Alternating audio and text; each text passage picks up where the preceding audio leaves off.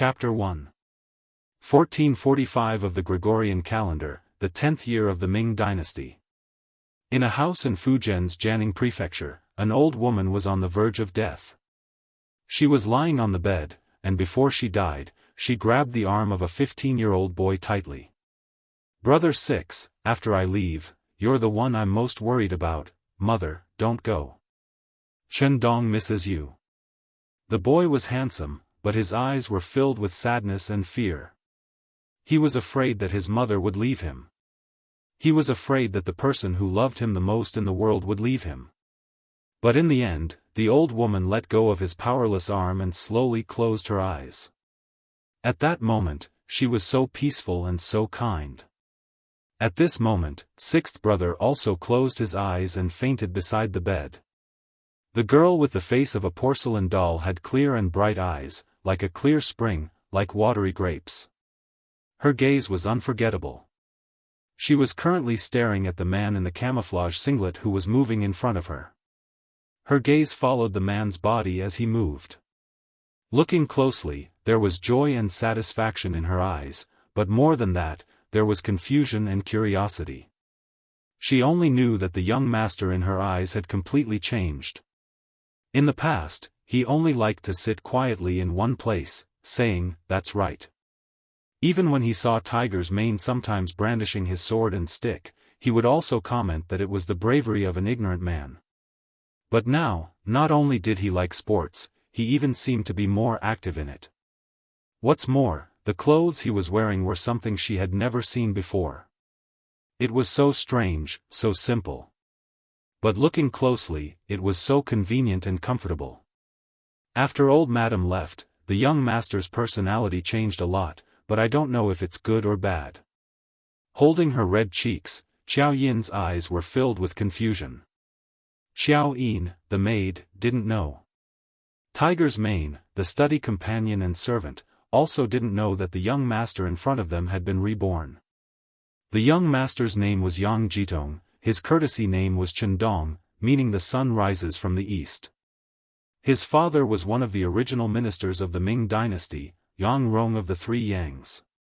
Yang Rong, original name Daoying, Zirong, courtesy name Mianren, was from Jianghu, today's Jianghu, Fujian. Position, Guanglu Daifu, pillar of the state, Shaoshi, concurrently holding the position of Minister of Works. Influenced by his family, Yang Guitong studied the 4 books and 5 classics from a young age. When he was 13, he became a shiocai and became one of the scholars. Ever since he was young, he had been taught by the saints and the ancients. Until a month ago, when his mother, Yang Lushi, passed away due to illness, he fell into a deep sleep and became what he was now. As the ancients said, rivers and mountains can change, but one's nature cannot change. Even the death of his father 5 years ago and his mother a month ago could not change a person's nature. The reason why Yang Chendong had changed so much, from quiet to active, from civil to military, was because he had changed into a different person. Yang Dong was born under the red flag and grew up in the spring breeze. He was a 100% modern person. Strictly speaking, he was an outstanding and ambitious young man. After graduating from high school, he joined the army. Relying on his own ability, he grew from an ordinary soldier to an outstanding revolutionary cadre step by step. He entered the army's most powerful Wolf Fang Brigade action team. Along the way, who knew how many contributions he had made? But if you walk by the river, how can your shoes not get wet? During a mission, his left leg was injured, and he was no longer as agile as before. In the end, he was taken care of by the chief and assigned to the Armory Department, where he held the glorious position of Armory Division Chief. Originally, he thought that he would spend the rest of his life like this. When he reached the age, he would transfer to another place, marry a wife, and have children. He would live a normal and happy life like an ordinary person. Who would have thought that a new batch of military resources had just arrived at the big warehouse, the abbreviation for the largest warehouse in the final assembly. When he was inspecting and registering there, a huge black vortex suddenly appeared above his head. When he woke up, he came to this courtyard and became Yang Chendong, who was called Young Master. This made Yang Dong know. What should be called Yang Chendong did not understand was that there was a pale five-pointed star on his arm. He remembered that there was no such thing before. Soldiers were not allowed to have tattoos on their bodies. When he accidentally touched it, he turned around and returned to the warehouse. The rows of guns, piles of bullets, steel cannons, and even a large number of tanks and helicopters that had just arrived. Countless daily necessities appeared in front of him. He could reach out and touch it. The cold feeling of the gun made Yang Chendong know that this was not a dream, but a reality. Thus, a bold idea came to his mind. He picked up a brand new Type 95 assault rifle. Then the idea came to him, and he walked out and came to the room of the Yang family's old house. Luckily, there was no one else in the room. Otherwise, who knew how scared they would be? His left hand touched the pale five-pointed star again, and he was able to return to the warehouse. When he put down the gun and came out again, his whole person seemed to have changed. Getting used to new things and adapting to different environments was one of the compulsory courses for Wolf Fang members.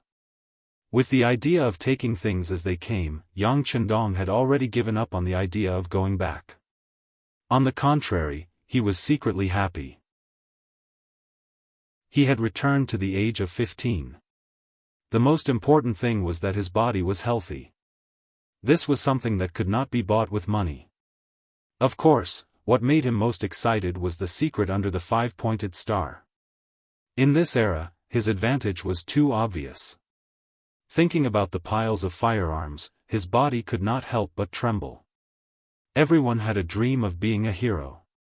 Yang Chendong was especially so. Otherwise, he would not have joined the army, and would not have worked so hard to join Wolf Fang. It was just that he was limited by the environment. He could only complete some secret missions, and sometimes he could not even announce his name. But here, in the middle of the Ming Dynasty, in the Zhengtong era, he knew that many things that he only dared to think about before could be realized. The first thing that the excited Yang Chendong did was to recover his physical fitness. This might be difficult for others, but for him, a veteran with 21 years of military experience, everything was so natural. Morning jogging was the first change. But his morning jogging was not just a slow jog, but a regular 5-kilometer training. This was just the beginning. As his body gradually recovered, he would continue to increase his training. The first person to adapt to Yang Chendong's change was Tiger's Mane. This study companion was bought by the Yang family when he was young. It was destined that he would rise and fall with the young master in the future. Tiger's Mane also liked to fight. In the past, the young master did not allow him to move. Now, he actually took the initiative to play with physical fitness training. How could he not be ecstatic? Although the maid, Xiao Yin, did not understand the young master's change, as long as the young master was happy, she was happy. In her eyes, Yang Chendong had long become her land, her sky. For this, Yang Chendong had to thank his family background. Although the Yang family was considered a large family, the remaining memories in his mind told him that in this life, although his parents were no longer around, he still had 5 older brothers and 7 older sisters. Logically speaking, it would be difficult for him to have freedom. But they were all in the capital, Beijing. As the youngest, he was the only one who stayed in his ancestral home, Jianghu Prefecture. Because of this, he had more autonomy and could do whatever he wanted. In the month since he arrived, Yang Chendong quickly adapted to his current life. His physical fitness had also improved significantly. But some habits still gave him a headache. For example, he had to deal with urine and feces every day. Chapter 2. In the Ming Dynasty, the wooden barrel used for drinking, called huzi during the Han Dynasty and mamatsi during the Song Dynasty, made Yang Chendong very annoyed. He decided to change and start from this matter. At the same time, he could also take the opportunity to earn a sum of money. Doing things was always inseparable from money. This was the same everywhere. Speaking of which, the Yang family's old house was not small. When his mother was alive, there were many people who served her. There were also artisans and blacksmiths who served the family. In addition, the old master, Yang Rong, used to be the minister of works. The people under him were extremely capable. Soon, the old house's housekeeper, Yang Hai, was called over. When he learned that the sixth young master wanted an artisan to do something, he called Li Xuanfu over. "Greetings, sixth young master." Li Xuanfu was a simple and honest man. There was a visible patch on his cotton clothes. It was true that the artisans were skilled, but under the concept that everything was inferior, only studying was important. Artisans were the last profession, and craftsmen were the most insignificant. As a result, their status was too low. Not to mention that they were at the mercy of others, some of them were even born as artisans. Everyone was divided into 3, 6, and 9 classes at birth. It was difficult to change. Shun Fu had 5 children, and it was because he worked in the Yang family. Otherwise, there would be more patches on his clothes. "Master Li, I have an idea here. I have already drawn it. Please take a look." Yang Qindong did not have the consciousness of being superior to others. He was used to everyone being equal. Naturally, he was very polite to people. No, sixth young master, you can just call me Xuanfu like how you call housekeeper Yang." Li Xuanfu had a frightened expression. Although Yang Qindong was only 15 years old, he did not dare to look down on him at all. This was because he knew that he was already a scholar. In the future, he would definitely be an official. How could someone like him compare to him? Looking at Li Xuanfu's nervous expression, Yang Qindong finally remembered his current position. He also knew that some things were very difficult to change, so he was not in a hurry.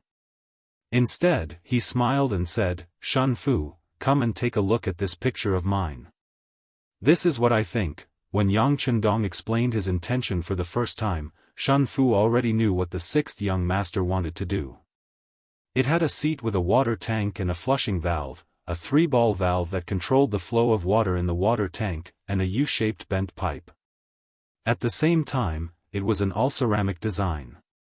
For some of these parts, Yang Qindong had already prepared them. These were all parts in the warehouse. Looking at these exquisite accessories, Li Xuanfu couldn't bear to put them down. He was also fantasizing about what they would look like after they were completed. Yang Qindong didn't disturb Li Xuanfu's thoughts. He sipped his tea and waited until he saw Li Xuanfu's gaze turn from wandering to determined. He smiled and asked, "What do you think? Can you make it?" With the composition of the sixth young master, it should be possible, Li Xuanfu replied with some confidence. "Very good." Chu Fifan couldn't help but snap his fingers out of habit. Then, he pointed at the accessories he brought and asked, "Can these things be imitated? If it's changed to iron, it won't be a big problem." Li Xuanfu didn't know what those white plastic pipes were. Under normal circumstances, these would only appear in the 19th century. That was why he said to change to other materials. Yes. Hearing that it could be imitated, Yang Qindong didn't care about the problem of the material. He just wanted to mass-produce it. In this way, he could sell the toilet and naturally, the profits would roll in. As the saying goes, you can't trap the wolf without sacrificing the child. If the reward and punishment couldn't be clear, the effect wouldn't be too good.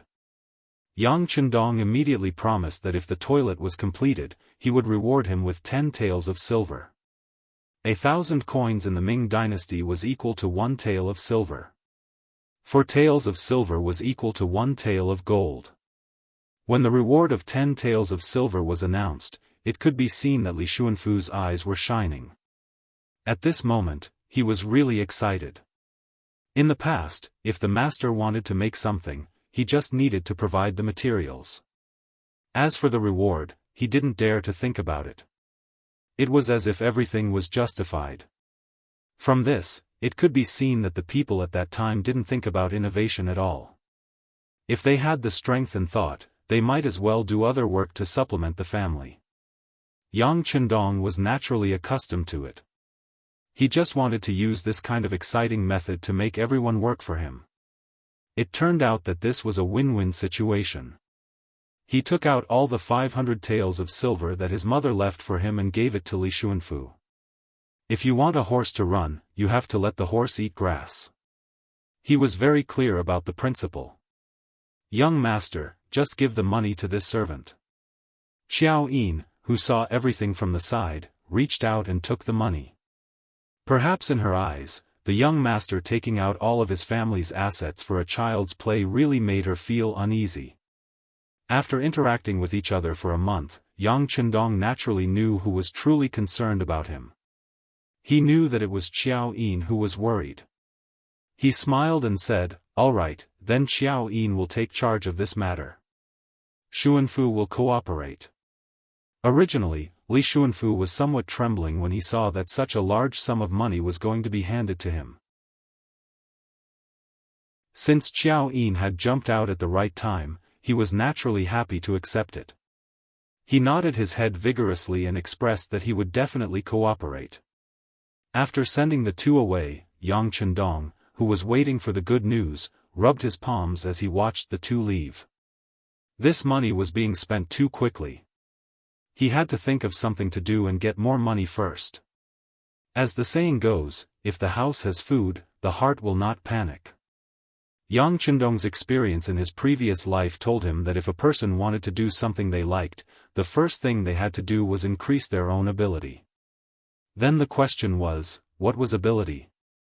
In short, it could be summed up in two words: money and power. Right now, he was still young, only 15 years old. There was no need to be too anxious about the issue of power. However, he had to hurry up when it came to money. Money didn't care about age. He turned around and returned to the study. His figure flashed and disappeared. The large warehouse didn't only contain equipment. It also contained the daily necessities of the soldiers who had come from afar. Walking past rows and rows of cold boxes filled with weapons, he arrived at his former dormitory. He didn't know where the people here had gone when the dark vortex came. In any case, he couldn't see a single person. However, their belongings had been perfectly preserved. There was even an intact library among them. Walking in, he casually picked a few novels that he would be familiar with in his future life. Then, he went to a large box filled with seasonings and took some unopened MSG, cooking wine, tender meat powder, and pine nut powder. Next, he passed by the daily necessities section and took some toothpaste, toothbrushes, soap, towels, and other items. Finally, he took a large box of chewing gum and put it in his pocket. Only then did he return to the study, satisfied. That night, Yang Chendong went to the kitchen by himself. Under the astonished gaze of the cook, Yi Chioer, he made a few dishes and took them away. This scene attracted many people from the old residence to watch. The old lady's mourning period hadn't completely passed yet. Why was the sixth young master already acting up? Chapter 3. Yang Chendong didn't know that his actions had attracted everyone's guesses and imaginations. He just wasn't used to the taste of food and wanted to improve himself. Speaking of which, to become a member of the Wolf Fang battle squad, one had to complete countless missions. Sometimes, in order to get close to the target, one would even have to go undercover and disguise themselves as people of various professions. He had once worked as a chef for 2 months in order to get close to the target. Naturally, his skills weren't bad. Just as he skillfully threw the sliced meat into the pot, a scream came from outside the door. Just from this scream, Yang Chendong could tell the identity of the person who came. Who else could it be other than the servant girl, Xiao Yin? Li Xuanfu, who had just arranged for the craftsman, was wondering if the young master needed to be served when he heard someone say that he was in the kitchen. He immediately rushed over. As soon as he entered, he started making a fuss and shouted, "Young master, a gentleman should stay away from the kitchen." Wearing the apron he took from the big warehouse, Yang Chendong chuckled to the side. He didn't explain anything, but continued to turn the spatula in his hand. Immediately, a fragrant smell began to spread, increasing one's appetite and making one want to eat to their heart's content. Young master, what are you making? Why is it so fragrant?" Xiao Yin seemed to have forgotten her purpose for coming. She was sniffling with a look of enjoyment on her face. Yang Chendong reached out and unconsciously scratched the bridge of her nose. He chuckled and said, "Little greedy cat, go wash your hands. It'll be done soon." In this month, Yang Chendong had long felt Xiao Yin's reliance and trust in him. Unlike the other servants of the Yang clan's old residence, who all called him the sixth young master, only Xiao Yin and Tiger's Mane called him the young master. This simple missing six already proved a lot of things. This showed that they truly treated him as their master, and the others were only forced to call him that because of their status. Don't think that just because you are a servant, you will obey your master. Throughout history, there are many examples of weak emperors and strong ministers, not to mention a small Yang family mansion. Yang Chendong saw everything with his own eyes. Based on the principle that he would treat anyone who treated him well, he would treat them well. Naturally, he treated Xiao Yin, who had rushed over to advise him, with courtesy. This action of scraping the bridge of his nose was something that came from his heart. Xiao Yin, who was completely captivated by the delicious taste, seemed to have forgotten her status at this moment. She simply laughed foolishly and stared unblinkingly at the stir-frying meat slices in the wok. It was as if she would fight with her life on the line if anyone dared to steal from her. "Young master, can I try it later?" A weak voice rang out.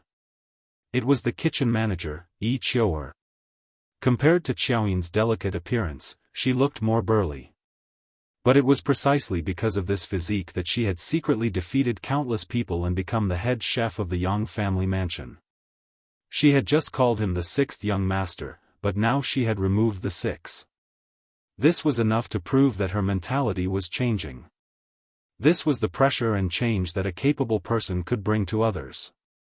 Since there were people to serve him, Yang Chendong naturally wouldn't cook every day. The heavens had taken care of him, giving him a transmigration and a healthy body. Wouldn't it be a huge waste to spend time on cooking? Sure, Yang Chendong replied concisely. He also had the thought of testing the other party. If this person changed her attitude in the future, her loyalty could be used. If not, she would have no hope and future. At the very least, he could still fire a kitchen maid as the sixth young master.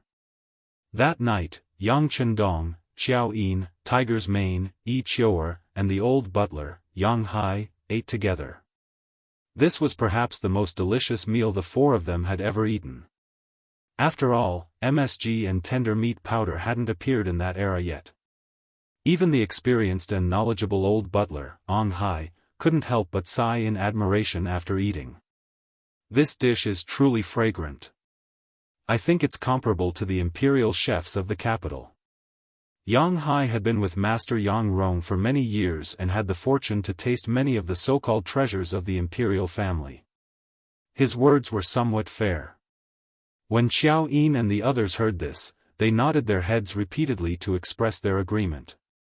Only Yang Chendong smiled and said, "If Uncle Hai thinks the taste is really good, then call my cousin Yang Fu over.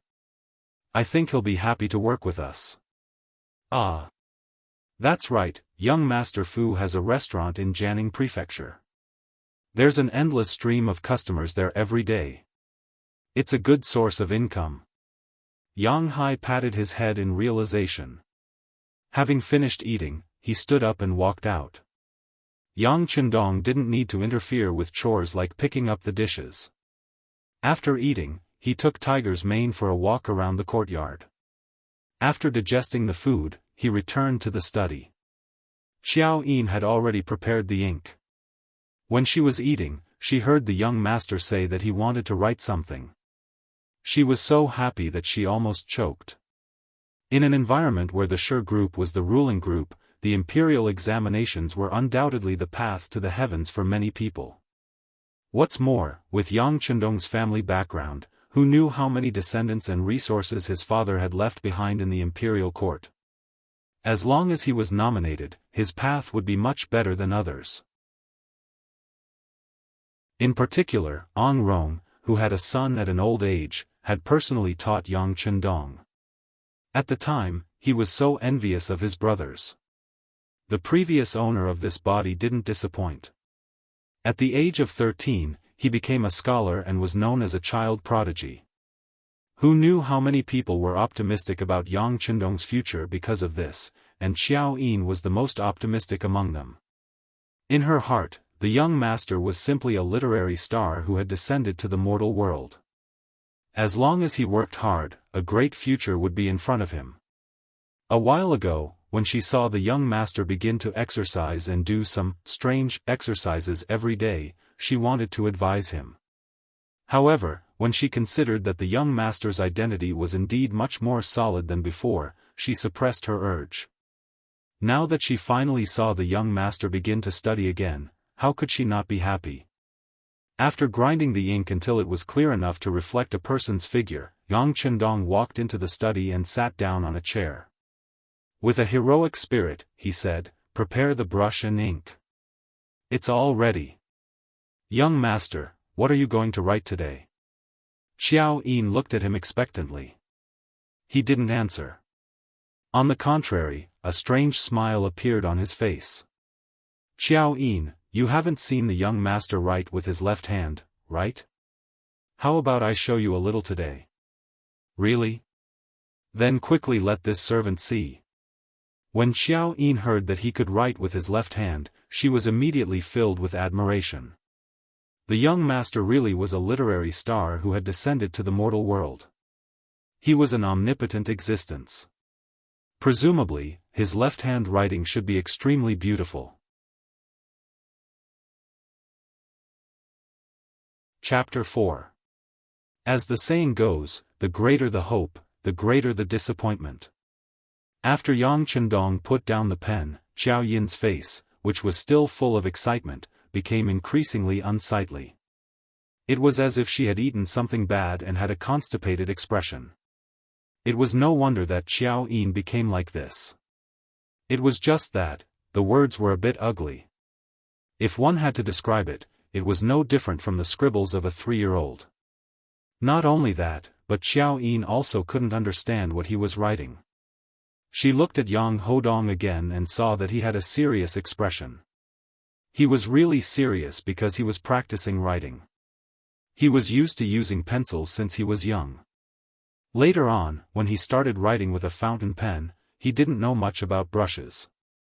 But since he was part of this society, he had to do as the Romans do. But if he were to write with his right hand, wouldn't he be showing his cowardice? It would also be unsightly.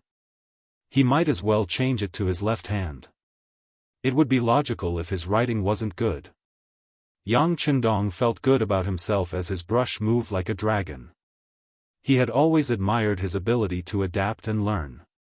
In just an hour, he felt that he could no longer recognize the words he was writing. At the very least, he could understand what they were.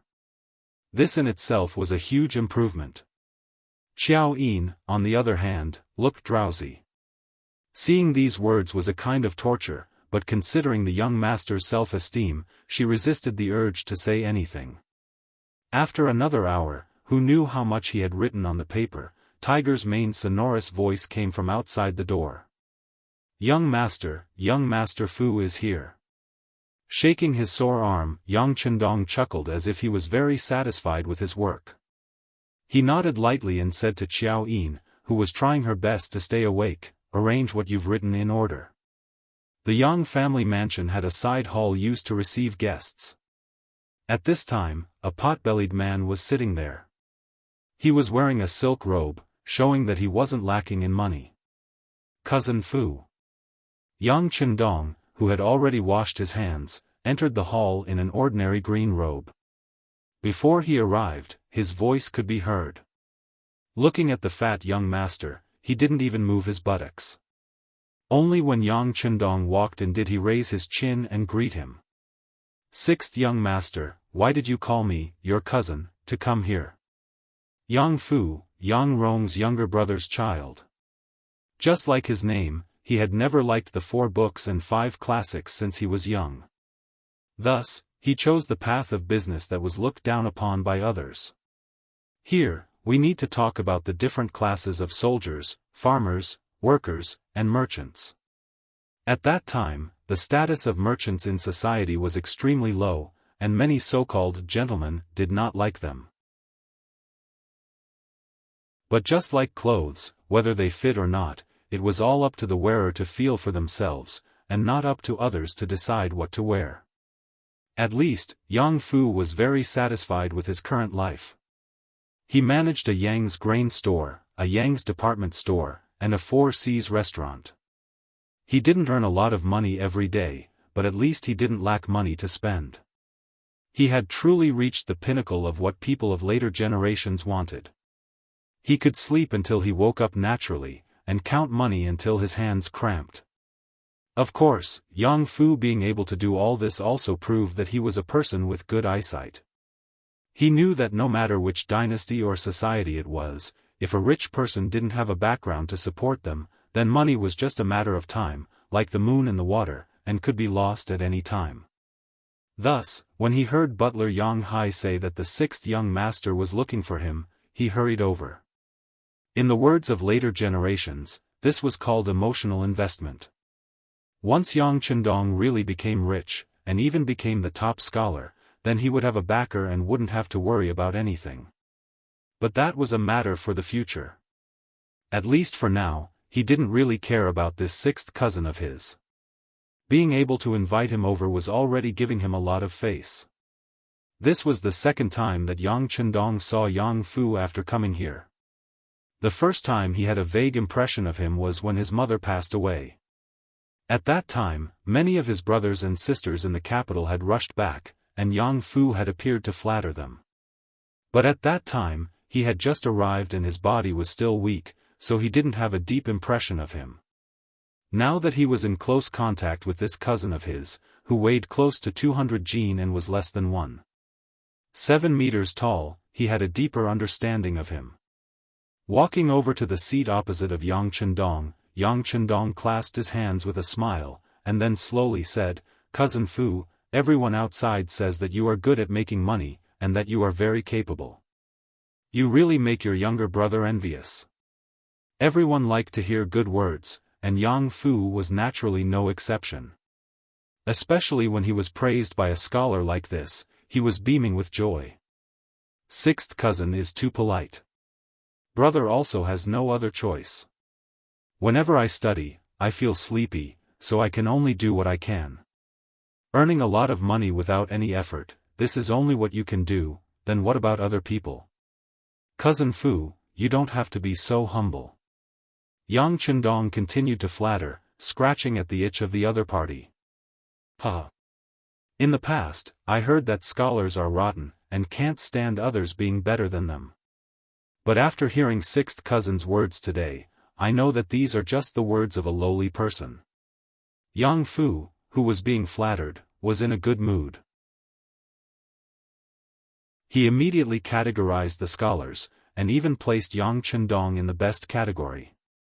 But after saying this, his tone suddenly changed. 6th cousin, we were relatives before, so if there is anything you want to say, just say it. Are you short on money and need money? No problem, just say a number, and I will send someone to get it.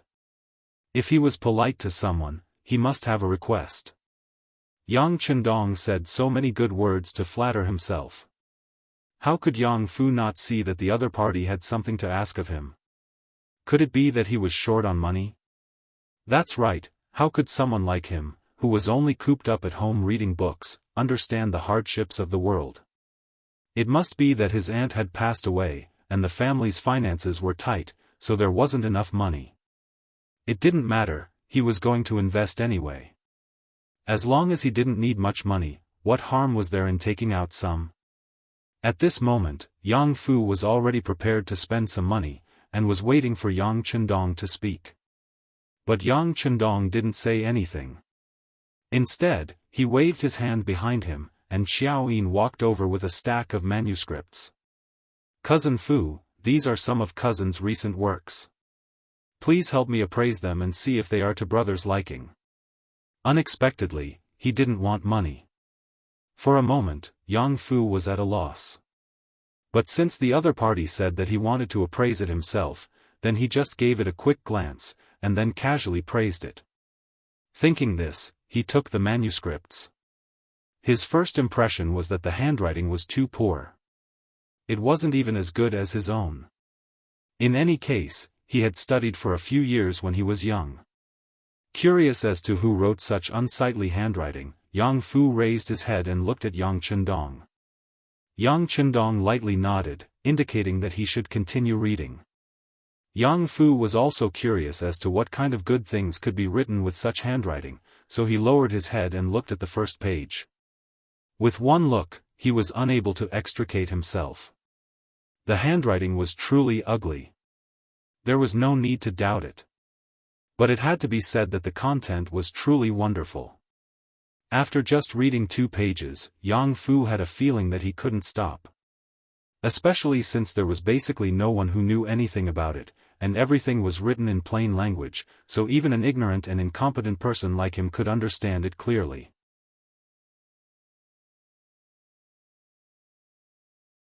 Chapter 5. Page after page, he continued to read. Sometimes, he would frown, sometimes he would jump for joy, and sometimes he would slap his thigh to express his excitement. What a joke! Yang Chendong's novel was the representative work of Jin Yong's famous martial arts novel in the future. It was also Jin Yong's work that had the most readers.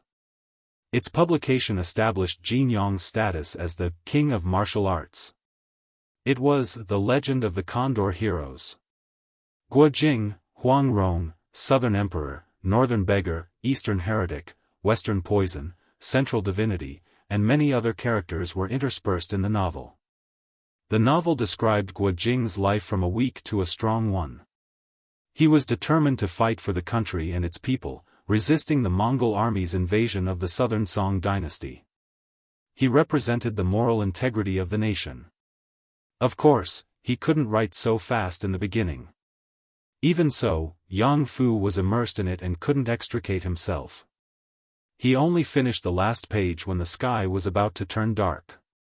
Then, he raised his head and stared at Yang Chendong with reddened eyes. Since he was young, this was the first time Yang Fu took the initiative to read a book. He didn't expect to spend more than 2 hours reading it. Of course, this was because Yang Chendong's handwriting was too ugly. It was impossible to read quickly even if he wanted to. Looking at the pair of slightly red eyes, Yang Chendong naturally shrugged his shoulders. "That's all I've written. If Cousin Fu still wants to read, you can continue. Hurry up and write." Yang Fu couldn't understand how Yang Chendong could write such a wonderful story. He only knew that he wanted to continue reading and see how the silly Guojing would develop. One cannot live without grains, so one should eat something before writing. "Cousin Fu, you're too much. You must be tired after reading for an entire afternoon, so you might as well try my cook's cooking." Yang Chendong had a smile on his face. Then, he threw a glance at Xiao Yin, who was standing to the side. At this moment, Xiao Yin was full of admiration for her young master. She even thought that the reason why the young master had insisted on writing with his left hand was probably because he didn't want others to know that it was his handwriting. After all, reading books and commenting on the world's affairs was the way of a scholar. Writing stories was just an unorthodox way and would be looked down upon by others. Yang Chendong didn't know that he only changed it to his left hand because he didn't want to make a fool of himself, but it would give Xiao Yin so many ideas. Seeing that Yang Fu was so optimistic about The Legend of the Condor Heroes, he knew that his plan had succeeded. After Xiao Yin left, she quickly returned with the kitchen maid, Yi Qiuer. They each carried 2 plates, 2 meat dishes and 2 vegetables dishes, and placed them on the table Tiger's mane had brought over. The dish was so ordinary that Yang Fu only glanced at it. He had the Four Seas restaurant under him, and the chefs there were obviously better than the average kitchen maid. In his heart, he was more concerned about letting Yang Chendong continue to write the story after he finished eating. However, when the 4 dishes were placed on the table, a wonderful aroma quickly wafted out and entered Yang Fu's nose.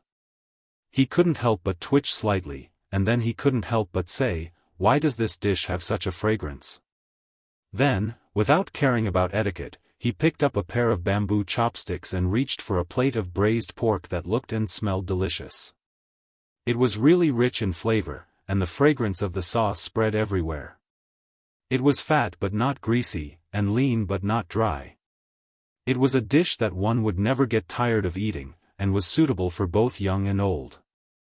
Speaking of braised pork, Yang Fu didn't know how many times he had eaten it, but he had never tasted it as delicious as it was today. He couldn't stop himself from taking one bite after another, as if he wouldn't stop until he finished it. "Cousin Fu, don't be in such a hurry. Try something else. How about this cabbage tofu soup?" Yang Chendong noticed that Xiao Yin and Tiger's mane were staring at Yang Fu with their eyes wide open, and he knew that their cravings had been aroused. He chuckled and nodded at the kitchen maid, Yi Chioer. Yi Chioer was also a clever person. She could tell that the young master wanted to make another serving for each of them, because the 4 dishes in front of them probably wouldn't be enough for Yang Fu alone. She nodded lightly and left.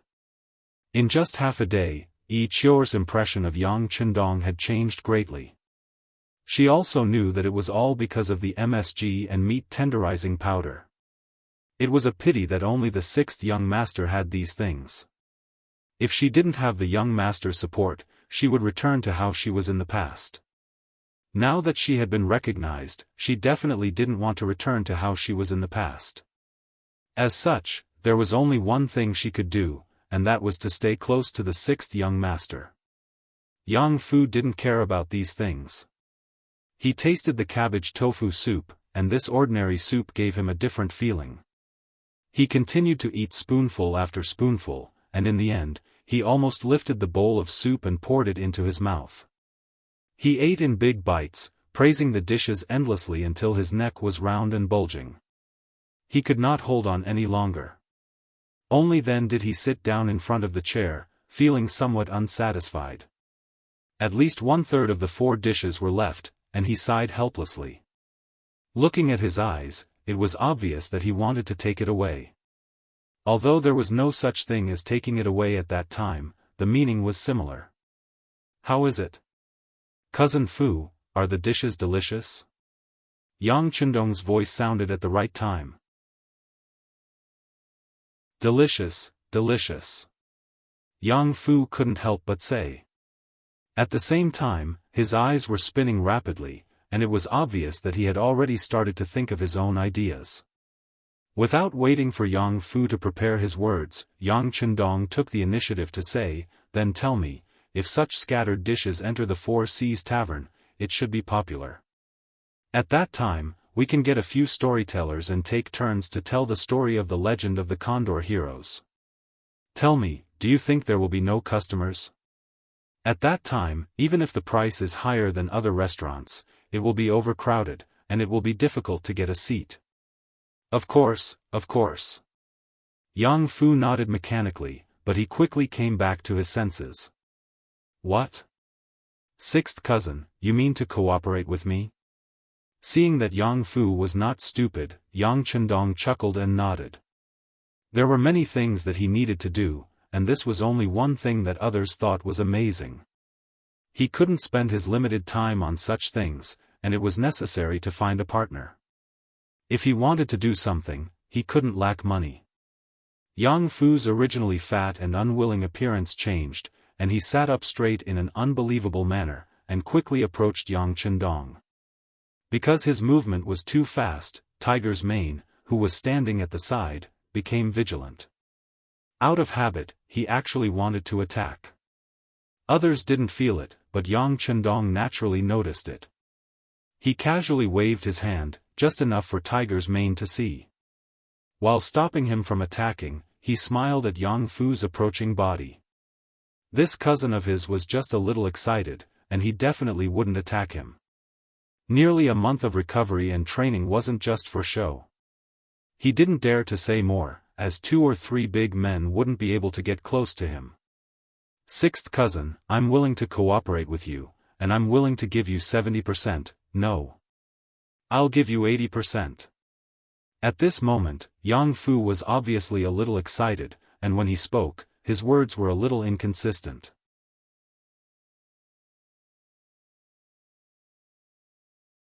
Chapter 6. He was really willing to pay such a high price.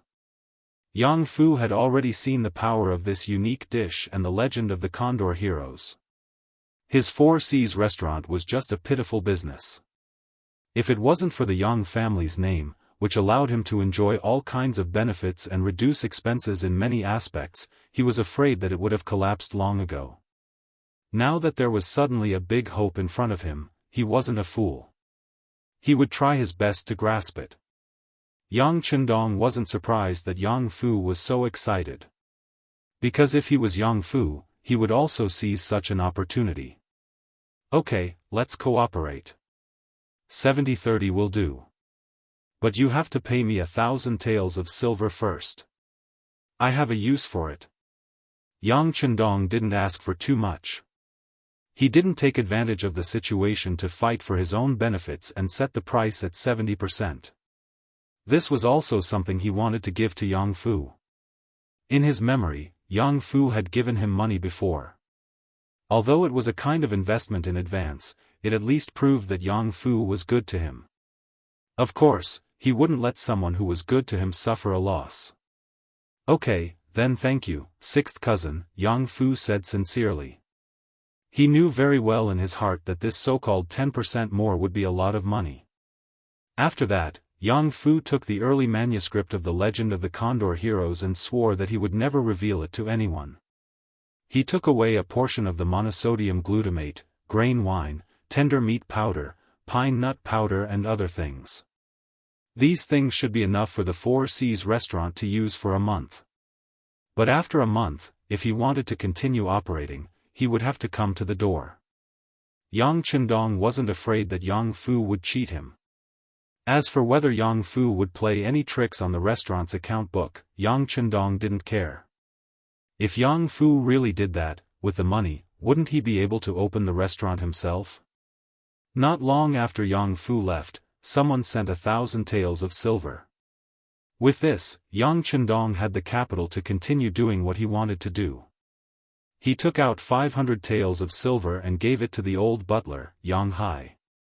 Uncle Hai, prepare to set up a book printing factory. I have books to publish. At that time, those who could publish books would definitely be great masters.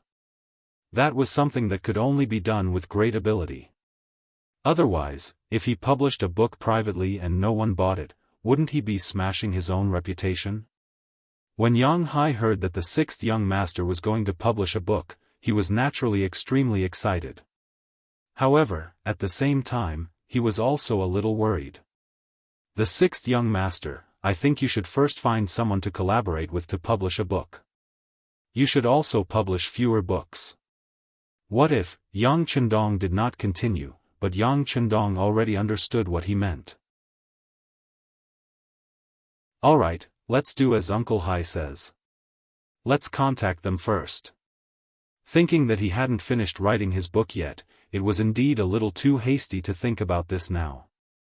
Yang Chendong naturally didn't have to worry that no one would read the books he wrote. In this era, there was really too little spiritual food. Most of the books were the 4 books and 5 classics, or collections of historical classics. Even if it was a story about someone or something, only those who knew about it would be able to read it. He even mischievously thought that the reason why he chose to read it in such a way was that it was easy for people to fall asleep if he didn't read it in such a way. There were few miscellaneous books. Once the legend of the Condor heroes was published, it would definitely cause a sensation. It was just like when the TV was introduced into tens of thousands of households during the reform and opening up. Any TV series would be highly sought after by many people. At this time, there was no need to worry about the sales of such a book. He was confident about the prospects, but in the end, there was still too little money. 500 taels was not enough to open a printing company. At that time, copper movable type printing was just popular. The cost of printing a book was really not low. If he wanted to recoup the cost, the price would naturally not be low. Naturally, the price was not something that ordinary people could accept. Take your time. Seeing Yang Hai leave, Yang Chendong put this matter aside. Then he asked Tiger's Mane to find Wu Gang, the leader of the blacksmiths at home. He was preparing to make crossbows. In this era, people could be killed easily without any crime. Having money without strength was equivalent to a treasury that could be used at will. Knowing the importance of armed forces, Yang Chendong wanted to improve his ability to protect himself. Of course, there were too many usable weapons in the warehouse, all of which were brand new. There was a small military dagger, a pistol, and a Type 97 military compass. There were also various types of howitzers, cannons, rocket launchers, and several types of advanced tanks. There were even a few helicopters. However, these were not things that should be taken out now. Although Yang Chendong had experienced many trials of war, in order to complete the task, he did not know how many people died in his hands. But he was still a pacifist in his bones. Unless it was necessary, he did not like to kill people, especially Han people. Of course, the small Japanese empire was not a human in his eyes. In the end, Yang Chendong was an absolute nationalist. Except for Han people, other people's lives were naturally worthless. If he could, he would not go against the Ming Dynasty government. But the idea was completely different, so the conflict seemed to be inevitable. But no matter what, he couldn't let his guard down. If he wanted to do something, safety was the most important thing. He also had to take necessary precautions. Otherwise, if someone were to sneak up on him one day and kill him and his loved ones, he couldn't guarantee that he would be able to transmigrate again. Blacksmith Wu Gang quickly came to the backyard and excitedly saw Yang Chendong. Everyone knew that Li Xuanfu was a craftsman. Suddenly, his treatment was improved and he was valued, which was the envy and expectation of all the craftsmen. Now that the young master finally met him, Wu Gang also dreamed of becoming such a person. Master Wu, I don't need to say anything more. The young master is fair in his rewards and punishments. As long as you have the ability, I will give you a platform. But if you are mediocre, I can only say sorry. Yang Chendong didn't talk much nonsense. He knew that if he didn't shock the other party in advance, he was afraid that there would be problems in management in the future. He didn't want to involve too much energy because of these small things. Young master, don't worry, I understand. Wu Gang was reasonable. He directly removed the word 6 to express his attitude. Very good. These are some things I need. You go prepare them tonight and come to me tomorrow morning. We will do something together. Yang Chendong was very satisfied with Wu Gang's attitude and handed over a stack of papers with various materials. Young master, don't worry, I will not disappoint your expectations. Wu Gang stretched out his hands and took it. Then he turned around and left, as if he was swearing an oath. He did not make any excuses, which made Yang Chendong have a good impression of him. Hee, not bad. Where is the tiger's mane? Dinner is over. How about we run 10 kilometers? Yang Chendong, who had recovered most of his body, laughed heartily. Are we going to the Yang village? Tiger's mane heard the shout and came from the side. He asked excitedly. The distance between the Yang family mansion and the Yang village outside the city was more than 20 kilometers. Tiger's mane knew this, but he still said this because 2 days ago, when he followed the young master to inspect the Yang village, he fell in love with a girl. She was also a tenant farmer's child, Wang Feng. She had 2 older brothers. Although she was poor, she kept her house clean. Even if she wore patched clothes, she looked so unique and did not give people a sense of inferiority. Tiger's mane was 1 year older than Yang Chendong. He was already 16 years old. He fell in love with her and wanted to go to the Yang village outside the city every day. Hee, we won't go today. The city gate will be closed soon. It is too troublesome to go in and out. Another day, we will run in the backyard. Yang Chendong shook his head and did not point out the other party's thoughts. After that, he turned around and ran away. The 2 teenagers began their after-meal exercise, panting. But it had to be said that this kind of life was what Yang Chendong hoped for. He wanted to do what he liked and live the life he wanted. The next morning, Wu Gang came to the backyard with the 3 important parts, the arm, the bow and the trigger. Yang Chendong just ran for 5 kilometers and had breakfast. He saw the required crossbow on the table. The structure of the crossbow could be divided into 3 parts, the arm, the bow and the trigger. The arm was generally made of wood, the bow was across the front of the arm, the trigger was installed at the back of the arm. The most important part of the crossbow was the trigger. The trigger was generally made of copper and was installed in the gua box of the crossbow. In front of the gua hook was used to hang the string, and behind the gua was connected with the Wang Shan crosshairs for aiming. Since the beginning of the Western Han Dynasty, the Wang Shan of the crossbow was engraved with a scale, which was equivalent to the gauge on modern firearms.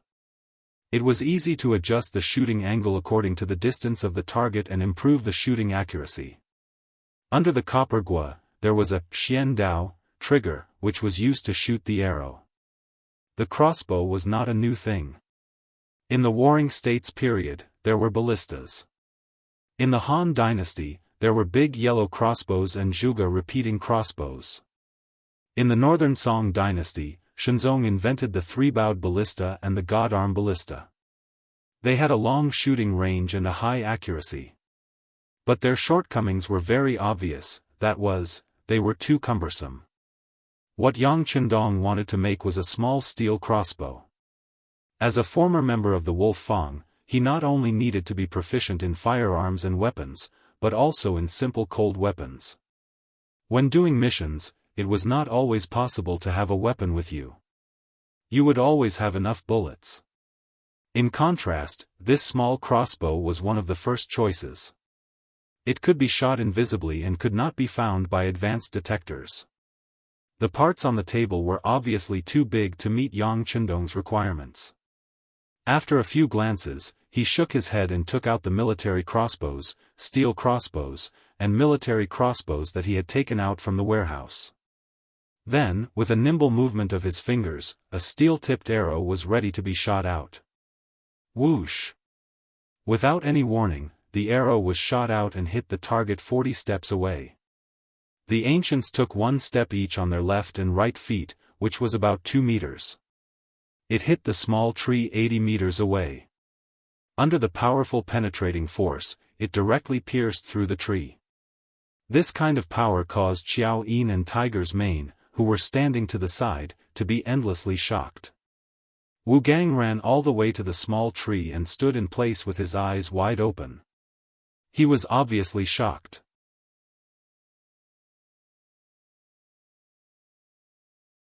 Chapter 7. It was hard to imagine that such a small crossbow could have such great power. Alright, just make it according to this model of mine. Remember, you can't spread it to others. Xiao Yin, give Wu Gang 200 taels of silver. Yang Chendong knew that knowledge was power. If the method of making this crossbow was leaked, he didn't know what kind of carnage it would cause. Plop. Wu Gang knelt on the ground. Young master, please find me a remote place in the backyard. I'm willing to take 2 of my apprentices to make it together. Without orders, I won't take a step out of the backyard. Wu Gang was obviously a smart person. He knew that treasuring a jade ring would arouse the envy of others. He was just a blacksmith and didn't want to die. Approved. Xiao Yin, go arrange it. You and Yi Qiuer will be in charge of the food and drinks for the time being. Yang Qindong patted his forehead, feeling a headache coming on. He suddenly felt that there were too few people he could use. Even keeping a secret could only be done by the maidservants around him. This made him feel the importance of talents. Xiao Yin took Wu Gang to find a suitable room. Yang Qindong called Tiger's Mane over. Young master, I'll give you a task. Go outside and find someone suitable. Remember, there are 3 requirements. First, they can't have any concerns.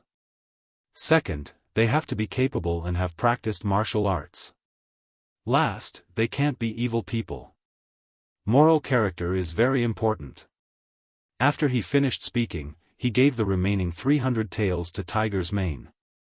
If he wanted to recruit talents, he couldn't be afraid of spending money. Tiger's Mane felt the young master's trust. He immediately knelt on one knee and said, "Young master, please rest assured. I'll definitely bring back some talents. I'll go and return as soon as possible. Young master, please take care of your body while I'm away." Hehe, you know the young master's ability. Even you can't say that you can win, let alone others. Go ahead. Yang Qindong chuckled. He was still growing, and his strength had yet to fully recover. Tiger's man was already struggling to deal with him. Once he recovered his strength, it would be even more difficult for anyone to get close to him. After Tiger's Mane left, Yang Qindong spent all of his 1,000 taels of silver. Knowing full well that money was no match for a hero, he turned around and disappeared. When he reappeared, he had a cardboard package in his hand. On it was written, "Military supplies, mirror." That's right, this was the plastic surgery mirror used by the military.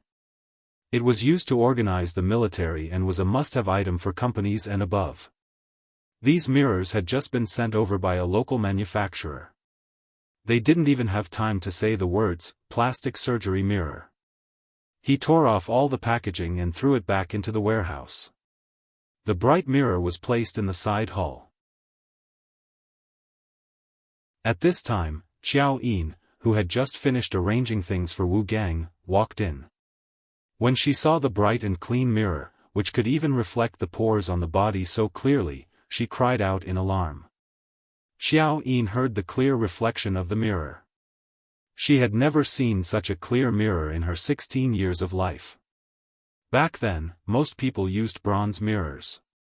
Not only did they have to be wiped clean, but they also had to be polished frequently to maintain the brightness and reflect the image. Xiao Yin's cry attracted the attention of the old housekeeper, Yang Hai. When he saw the clear mirror, his legs trembled. If he didn't have enough willpower, he might have fallen to the ground. "Uncle Hai, please send someone to invite cousin Fu over." Yang Qindong put his money on Yang Fulai again. This time, Yang Fulai's speed was much faster. His fat body was still gasping for breath. Originally, he wanted to ask why he was summoned, but when he saw the mirror in the side hall, he immediately stopped talking. His whole body was frozen in place, as if he was scared silly. Yang Qindong didn't look at him. He continued to write like rain. He had just started shooting condors. There was still a lot to write. Fortunately, he had read it for a long time before he went to bed last night. With his super strong memory, he could copy it perfectly. He didn't know how long he stood there. Maybe it was a quarter of an hour, or maybe it was an hour. When his legs couldn't support his body anymore, he sat on the ground with a plop. At this moment, Yang Fu finally recovered. When he saw Yang Qindong's inquiring gaze, he couldn't help but be very excited. "Sixth cousin, where did you get this treasure?" "A missionary named John. He gave it to my cousin. He also likes this book. I told him the story. This is my reward." Yang Qindong had already thought of the origin of the mirror. When he said this, his face didn't even blush. So that's how it is. Yang Fu chose to believe him. He had also seen the beginning of the book and was really attracted to it. If he was like this, others wouldn't be any better. Not bothering with this question, Yang Chendong directly asked, "Cousin Fu, do you think this mirror is valuable?" "It's valuable, it's valuable." "Ah. Sixth cousin isn't going to sell it, right?" Yang Fu's reaction was very fast. He immediately changed his tone to an excited one. "That's right. Name a price." Yang Chendong nodded. He didn't know that when he did this, Xiao Yin's hands were already clenched into a ball. Of course, she wanted to leave such a good thing for the young master. However, she also knew that the young master was in need of money. As his personal maid, she felt sad that she was useless. But this is a good thing. It's enough to be a family heirloom. When Yang Fu heard that Yang Chendong was really going to sell it, he naturally felt that it was inconceivable. However, when he saw Yang Chendong's expression, he knew that the other party had already made a decision. He gritted his teeth and said, "All right, if sixth cousin really wants to sell it, then I'll give you 1,000 taels. Of course, I know that this isn't a lot. However, I'm not buying it. I'm keeping it for you. When you have the money, I'll take it back." Naturally, Yang Fu had good intentions. Perhaps in his eyes, such a good treasure was extremely rare and should be kept as a family heirloom. Thus, he decided to pawn it. "There's no need. I advise cousin Fu not to keep it. That John said that when he comes to the great Ming Dynasty in the future, he'll bring more back. Therefore, there may be a lot of such things in the future." Yang Chendong didn't expect that a mirror could be sold for 1,000 taels. Of course, this was also because things were rare. Once such things were sold all over the streets, they wouldn't be worth much. But who told it to not be an item of this era? When he heard that there would be more, Yang Fu's expression changed. "All right, if that's the case, the price of this item will be even higher. I'll pay you 1,000 taels first. When it's sold, we'll calculate it together." The previous price of 1,000 taels was only the price for pawning it. If it was sold, it would naturally be worth more. It must be said that Yang Fu still had some business ethics. "All right." Yang Chendong nodded. He wasn't very concerned about how much it could be sold for.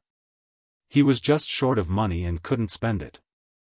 Once the toilet bowl was made and the Four Seas restaurant's share of the profits came, he naturally wouldn't be short of money. Yang Fu left 1,000 taels of silver and then led people to carefully carry the mirror away. What was worth mentioning was that this item caused an uproar as soon as it appeared on the streets. None of the commoners who saw this item were shocked. Some even knelt down on the ground and shouted that it was the manifestation of an immortal. This matter quickly spread all over the place. There was no need to advertise the mirror, but the benefits of the mirror were extremely popular. In the end, it was the magistrate of Jianghu who took the lead and bought this item with 3,000 taels of silver. He then presented this auspicious item to Ming Yingzong in the capital. Not to mention how much of a shock this mirror caused. In Jianghu Prefecture alone, the Four Seas Tavern suddenly became popular. Delicious dishes that couldn't be described, and the story of the legend of the Condor heroes was so moving that one couldn't extricate oneself from it. Under this double attack of spirit and appetite, it quickly became famous in Jianghu Prefecture. Every day, when it was close to mealtime, all the seats were filled with people. Some came for the food, while others came for the condor shooting. The originally bleak business suddenly became lively. Yang Fu was so happy that he raised the price again and again. However, this still couldn't stop the customers from coming. He really counted the money until his hands got cramps. The Four Seas restaurant became famous and made money. Following that, the name of Yang Chendong also became known. In particular, every time before the storyteller talked about the condor shooting, he would routinely introduce that this book was written by the sixth son of Yang Rongyang's cabinet, Yang Jitong, courtesy named Chendong. This made his name even more famous in Jianghu prefecture. This was a part of Yang Chendong's plan. In ancient times, fame was very important when doing things. With fame, it would be much easier to do some things. For example, many students who were famous for their filial piety could even become officials without going through the imperial examination.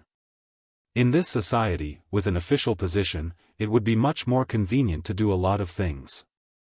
Good news came one after another. Li Xuanfu didn't disappoint. The first toilet bowl was successfully made. After it was installed in Yang Chendong's backyard, the sixth young master nodded in satisfaction and began to promote it vigorously. For a time, all the officials and rich people in Jianghu prefecture began to install it. The cost of each toilet bowl was 100 taels of silver. The cost was only 10 taels of silver. This alone brought in a lot of profit. With the toilet bowl making money, the Four Seas restaurant could be described as making a lot of money every day. Yang Chendong naturally became famous, but trouble also came along with it. On this day, the old housekeeper, Ong Hai, came to the backyard and told the sixth young master that there had been strangers loitering outside the residence for the past 2 days. After hearing this, Yang Chendong didn't have any strange expression. He still had a smile on his face as he raised his head and said, "Uncle Hai, it's already September. Take the people in the residence to Yang village and see if there's anything we can help with." "Ah. It's still early for the harvest. There's still more than a month." Yang Hai said with some confusion, but then he thought of something. His expression changed and he said, "Sixth young master, you're not going to stay, are you?" "Yes, I'm going to stay. Since there are people spying on this place, we can't guard against them day and night. We have to give them a chance to show off." Yang Chendong still had a smile on his face, but no matter how one looked at it, there seemed to be a trace of killing intent in his smile.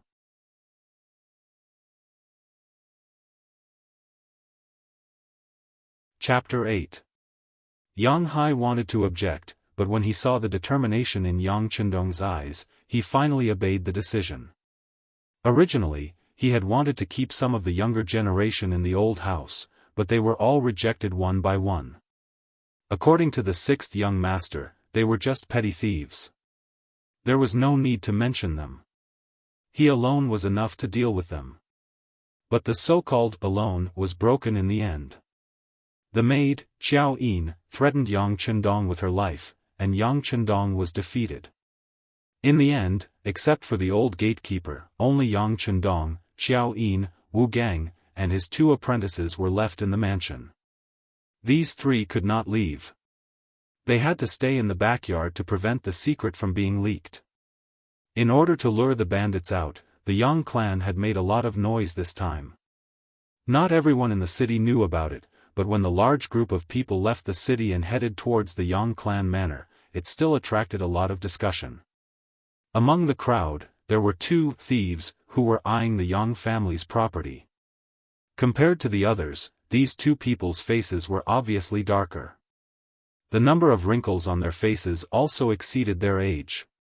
If an experienced person was here, they would be able to tell at a glance that this was caused by years of exposure to the sea breeze. That's right, these 2 people were pirates. They were originally active in the coastal area of Fuzhou. Because Fuzhou was connected to Jianghu, they inadvertently heard about Yang Chendong. The reason why rumors were called rumors was because the facts were exaggerated. Just like what the outside world said, the 6th young master of the Yang family, Yang Chendong, was a literary star. He was intelligent, thought of shortcuts, and had friends all over the world. He even saw the white-skinned man as a friend. That was how the mirror was created. It was more like the popular legend of the Condor heroes, and the clean, convenient, quick, and comfortable toilet bowl were also created by this person. How could a person who could do such a thing not be simple? How could he not be rich? Since he was rich, he would naturally become a target in the eyes of the pirates. This time, the two people in the crowd were just spies. They did have some ability. They actually found out that most of the people in the Yang family manor had left, but the sixth young master, Yang Chendong, stayed. This was an opportunity bestowed by the heavens. The two spies hurriedly made their way through the crowd. After making many turns, they arrived at the courtyard of Jianghu Mansion. Here, they saw their leader, Gao Xiong. Just like his name, Gao Xiong looked tall and mighty. His height of more than 1.8 meters made it easy for him to stand out from the crowd. His eyes were like copper bells. Those who were slightly timid would probably be too scared to move when they met his gaze. The two spies told Gao Xiong everything they'd heard, and Gao Xiong couldn't help but nod. Very good, looks like even the heavens are helping us. Alright, let's take action tonight. Hee, let's go meet this literati star. Yang family mansion. The front courtyard was eerily quiet. Fortunately, the back courtyard wasn't a place ordinary people could enter. Xiao Yin was already used to this kind of silence. In the past, she would fall asleep in the evening. But now, she began to close her eyes and nod. It had to be said that she was a girl with a big heart. Even though she knew something was wrong, she still did what she should do. Yang Chendong stood in front of the study with his hands behind his back. He looked at Xiao Yin, who was already conversing with Zhou Gong. The corner of his mouth curled up. Then, he turned around and disappeared. In the large warehouse, Yang Chendong was looking for a suitable weapon. Since he had bad intentions, he was definitely a vicious person. If he wasn't careful, the consequences would be unthinkable. But since he dared to stay, he was naturally prepared to deal a heavy blow and deal a heavy blow. Type 92 9mm automatic pistol. Effective range of 50 meters. Muzzle velocity of 350 meters per second. Overall length of 190 millimeters, barrel length of 111 millimeters, weight of the gun is 760 grams. Uses 15 double-row double-entry magazines to ensure that the rate of jamming is minimized. Matched with a small hole suppressor, it can ensure that there is no sound when firing, and it won't arouse suspicion. Kevlar bulletproof vests are naturally a necessity. It is also the best method to reduce danger. He thought about whether or not he should get one for Xiao Yin, but in the end, he decided against it. First, he couldn't explain the origin of these things. Second, he could ensure that the enemy wouldn't be able to get close to him. Xiao Yin, who was standing behind him, would naturally be safe. The newest infrared thermal imaging device for individual soldiers could ensure that no living person could escape the detection of the line of sight.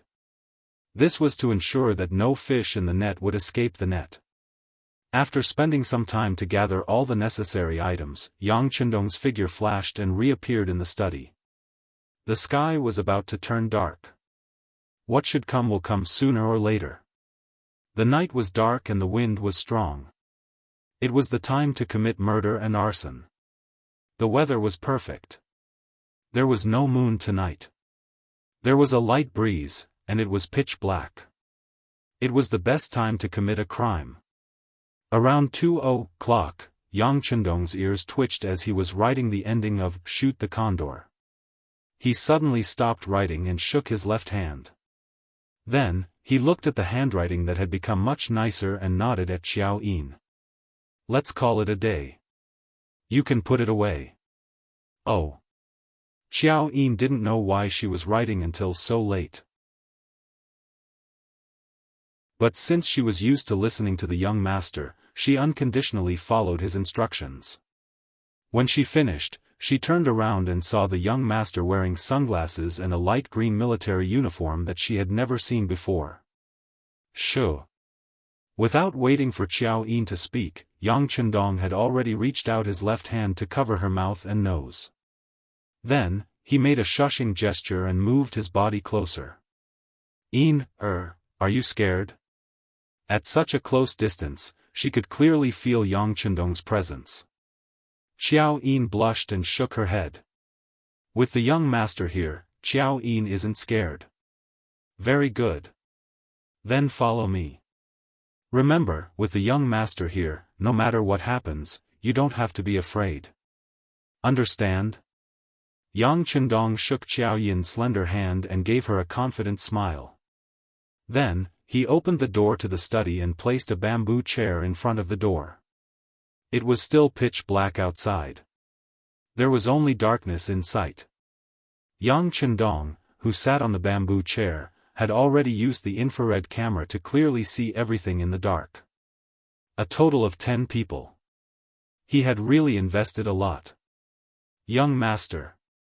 Xiao Yin, who was standing behind him, couldn't see anything, but the tense atmosphere made her unable to help but speak. Shh. Don't say anything. The young master is here for everything. Using the weak light, she could see the side of Yang Chendong's face. At that moment it was so resolute and so determined that Xiao Yin couldn't help but be mesmerized. Friend, since you're here, please show yourself. How long are you going to hide? A voice suddenly sounded.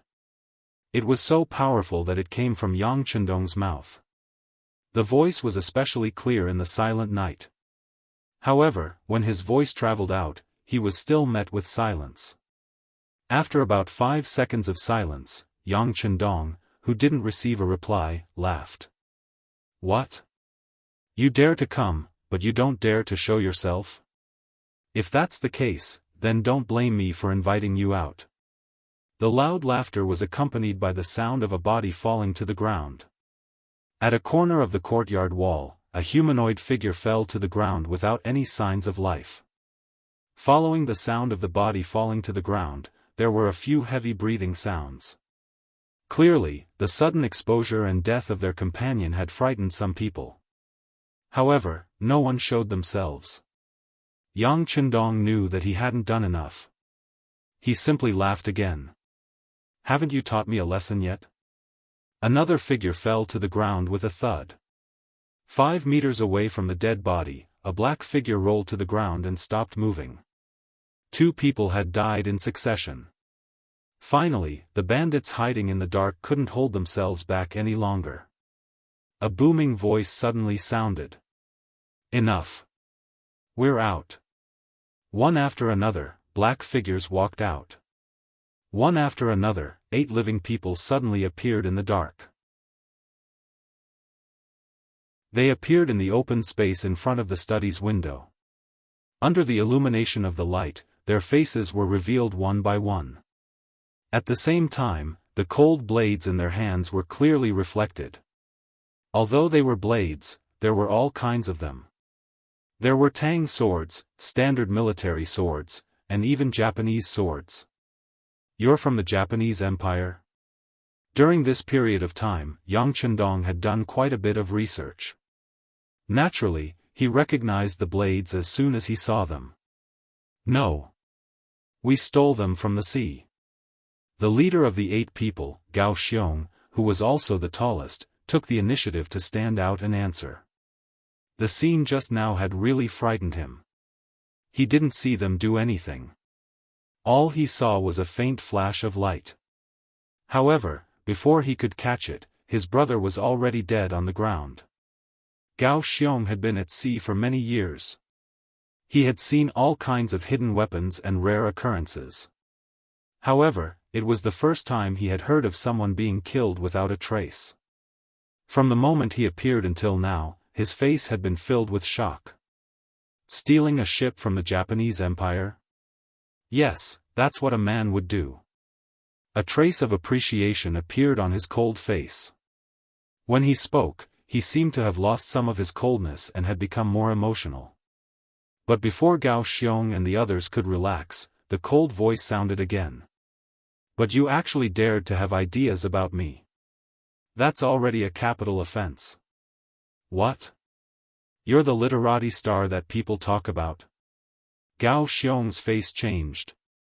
He originally thought that Yang Chendong was an expert hired by the Yang clan to deal with him and the others. He didn't expect that he was actually the real master. When he asked this question, Gao Xiong clenched his teeth. Right now, he only wanted to chop up the two people who had been spying on him and feed them to the dogs. They had actually said that the Yang clan's sixth young master only knew how to study and that his body was extremely weak. This time, he didn't follow the Yang clan to the Yang clan manor because his body wasn't good and he couldn't go out. But now, it seemed that this was simply bullshit. It was true that he was young, but his calmness was incomparable to them. How could they see a trace of weakness in him?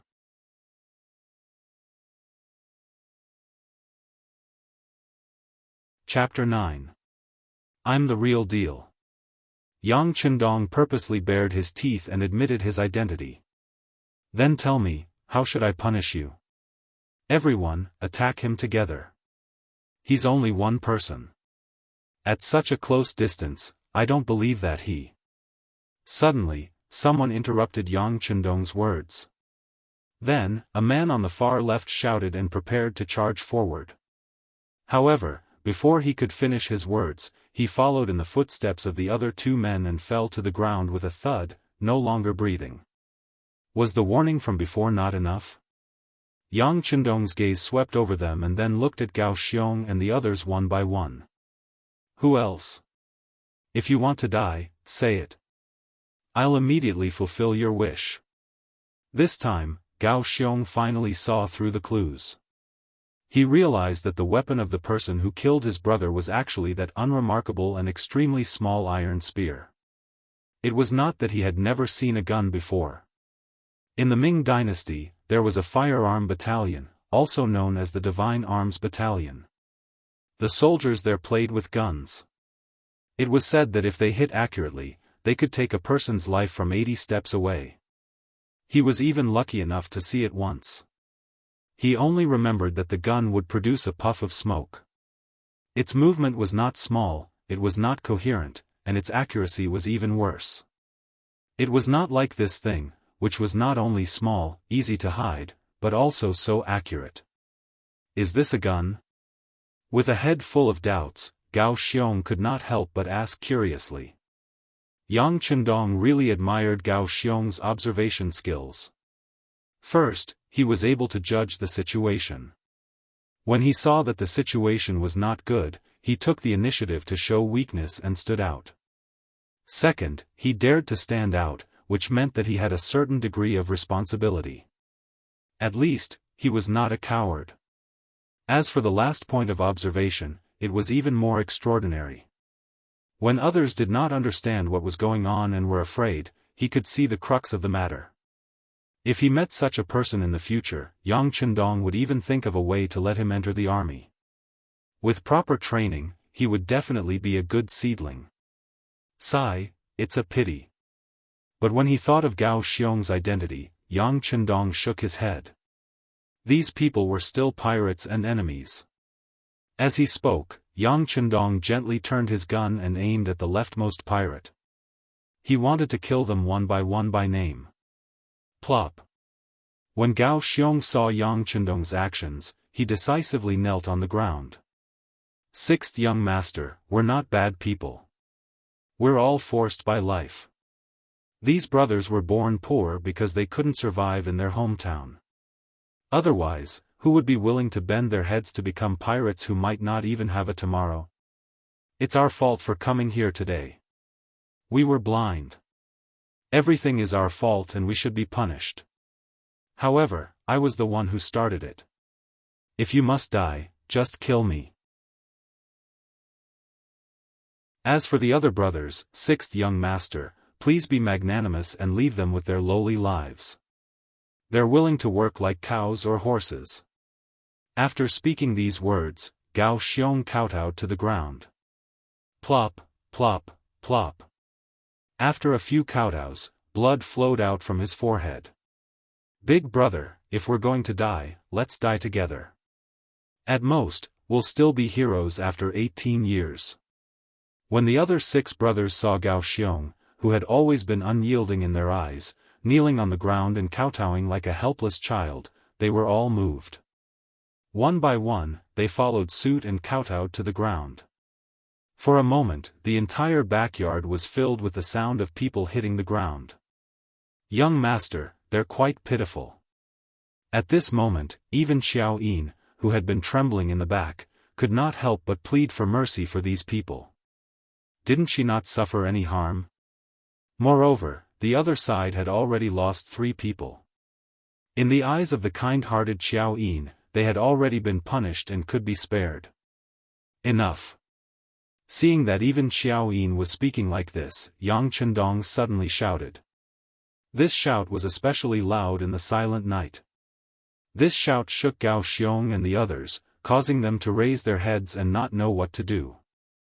At the same time, this shout also shocked Xiao Yin to the spot. Then, she could not stop her tears from flowing out from the corners of her eyes. She clearly thought that she had said something wrong and made the young master unhappy. Who would have thought that in the next moment, Yang Chendong would suddenly stand up from his chair and casually place his gun on the chair.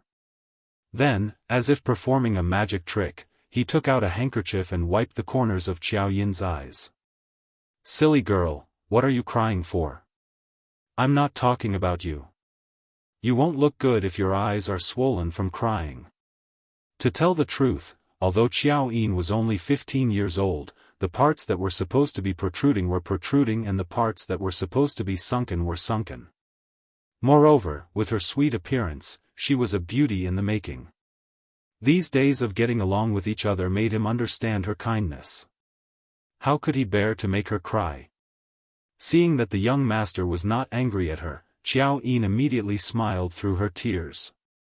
Young master, you don't blame Xiao Yin. Young master can't wait to dote on you. How could he blame you? Yang Chendong continued to help her wipe her tears.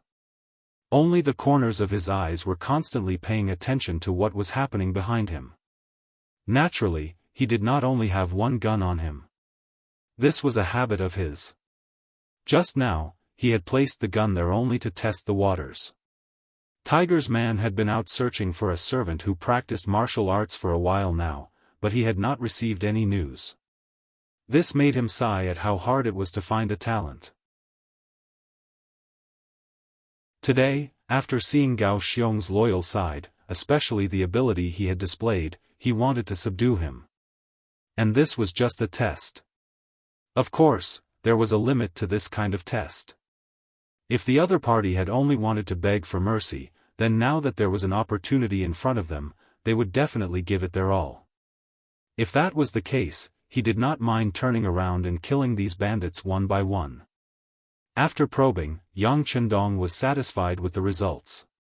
While he was comforting Xiao Yin, the 7 of them didn't do anything. Perhaps they were truly afraid of being killed by him, or perhaps they were truly loyal people. Since they were begging for mercy, they wouldn't do anything to betray others. But no matter what the result was, it proved that these people were useful. Since that was the case, Yang Chendong would naturally try to convince them to work for him. These people were pirates. And what did the pirates of 1445 represent? It was unlimited wealth and opportunity. This was the time when the Ming Dynasty's government banned the sea. It was also the time when the power of the sea was at its weakest.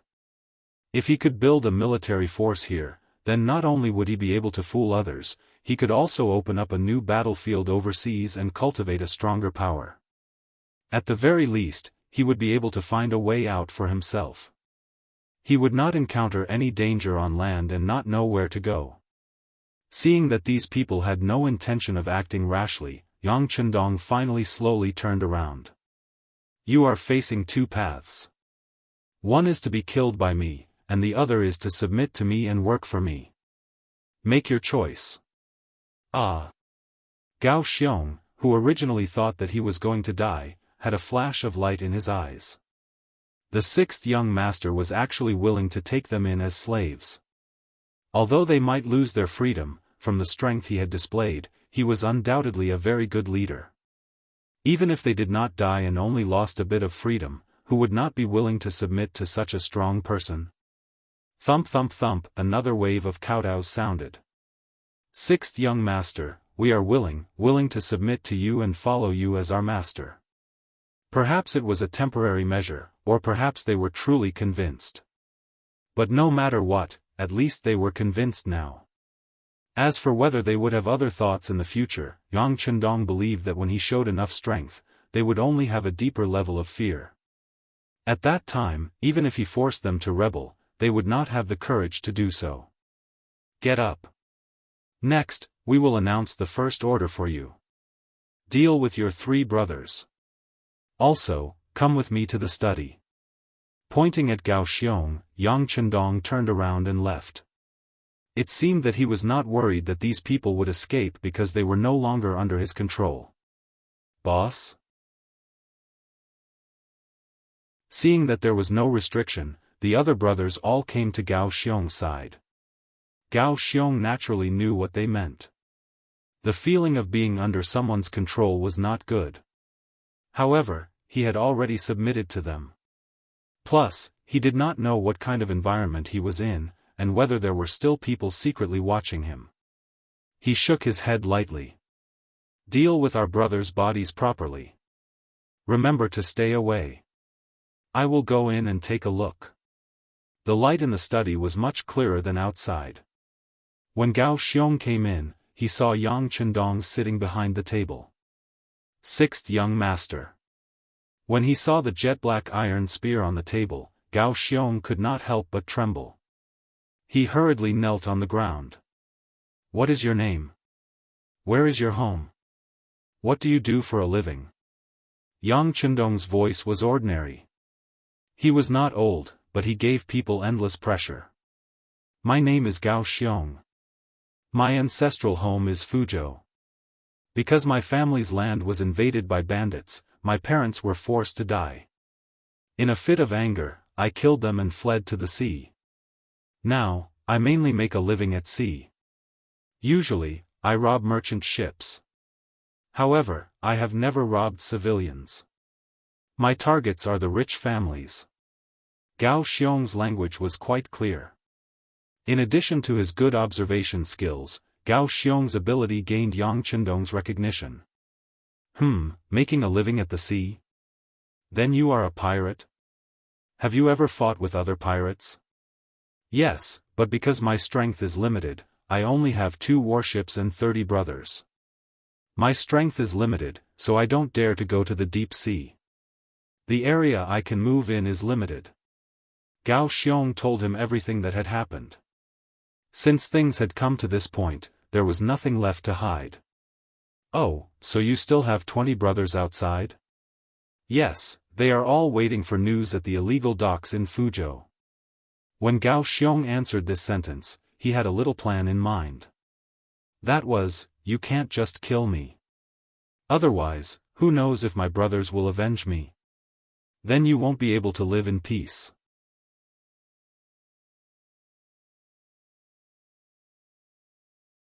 Chapter 10.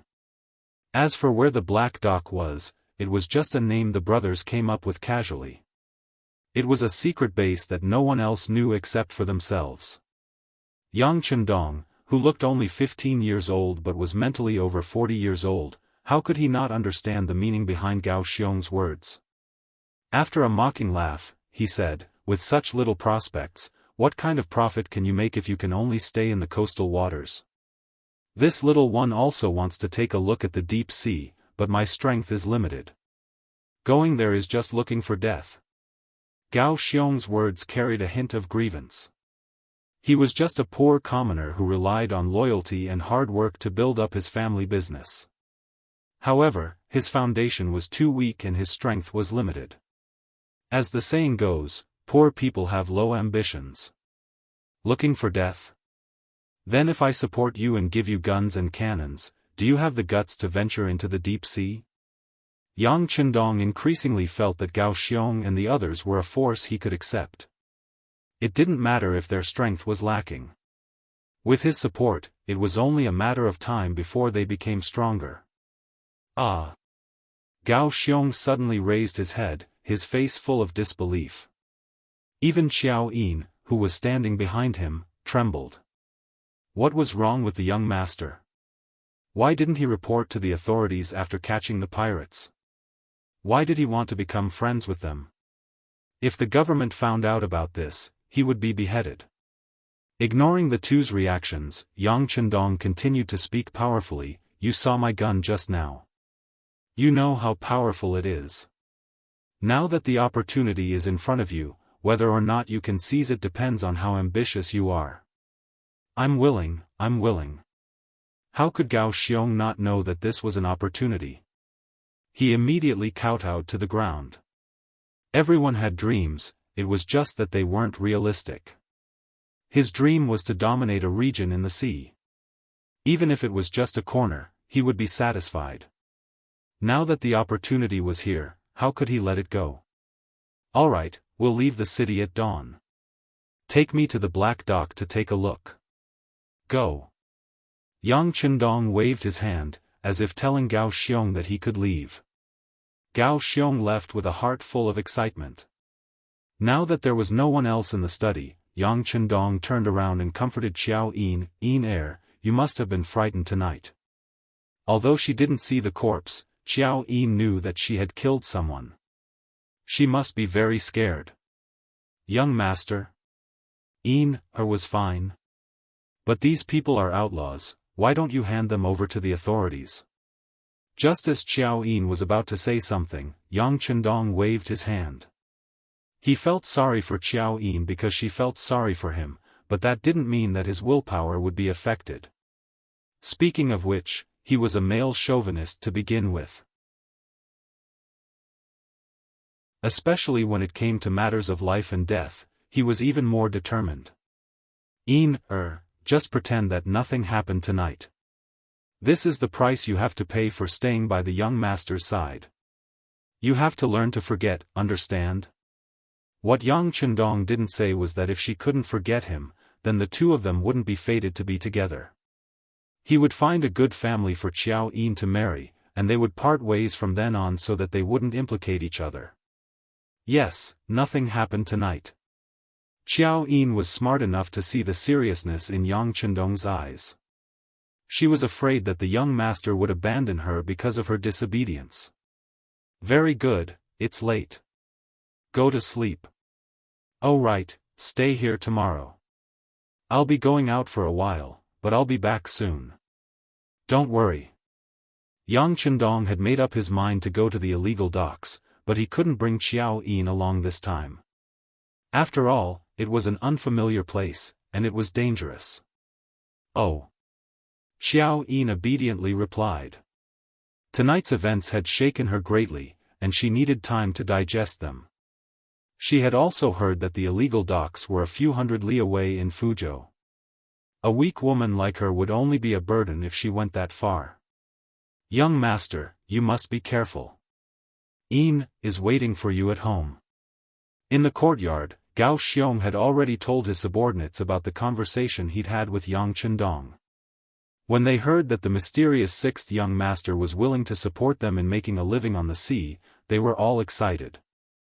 The deaths of the three brothers had been greatly diluted. Speaking of which, the three of them had only recently joined, and they weren't very obedient to Gao Xiong. They weren't like the others, who wouldn't act rashly without their big brother's orders. Gao Xiong put the three brothers' corpses into the gunny sack. Originally, he'd planned to loot the Yang clan, but now he'd put the corpses of his own brothers in it. After everything was done, they huddled together outside the courtyard for the night. When the sun rose the next day, a carriage covered with a shed appeared outside the Yang clan's old residence.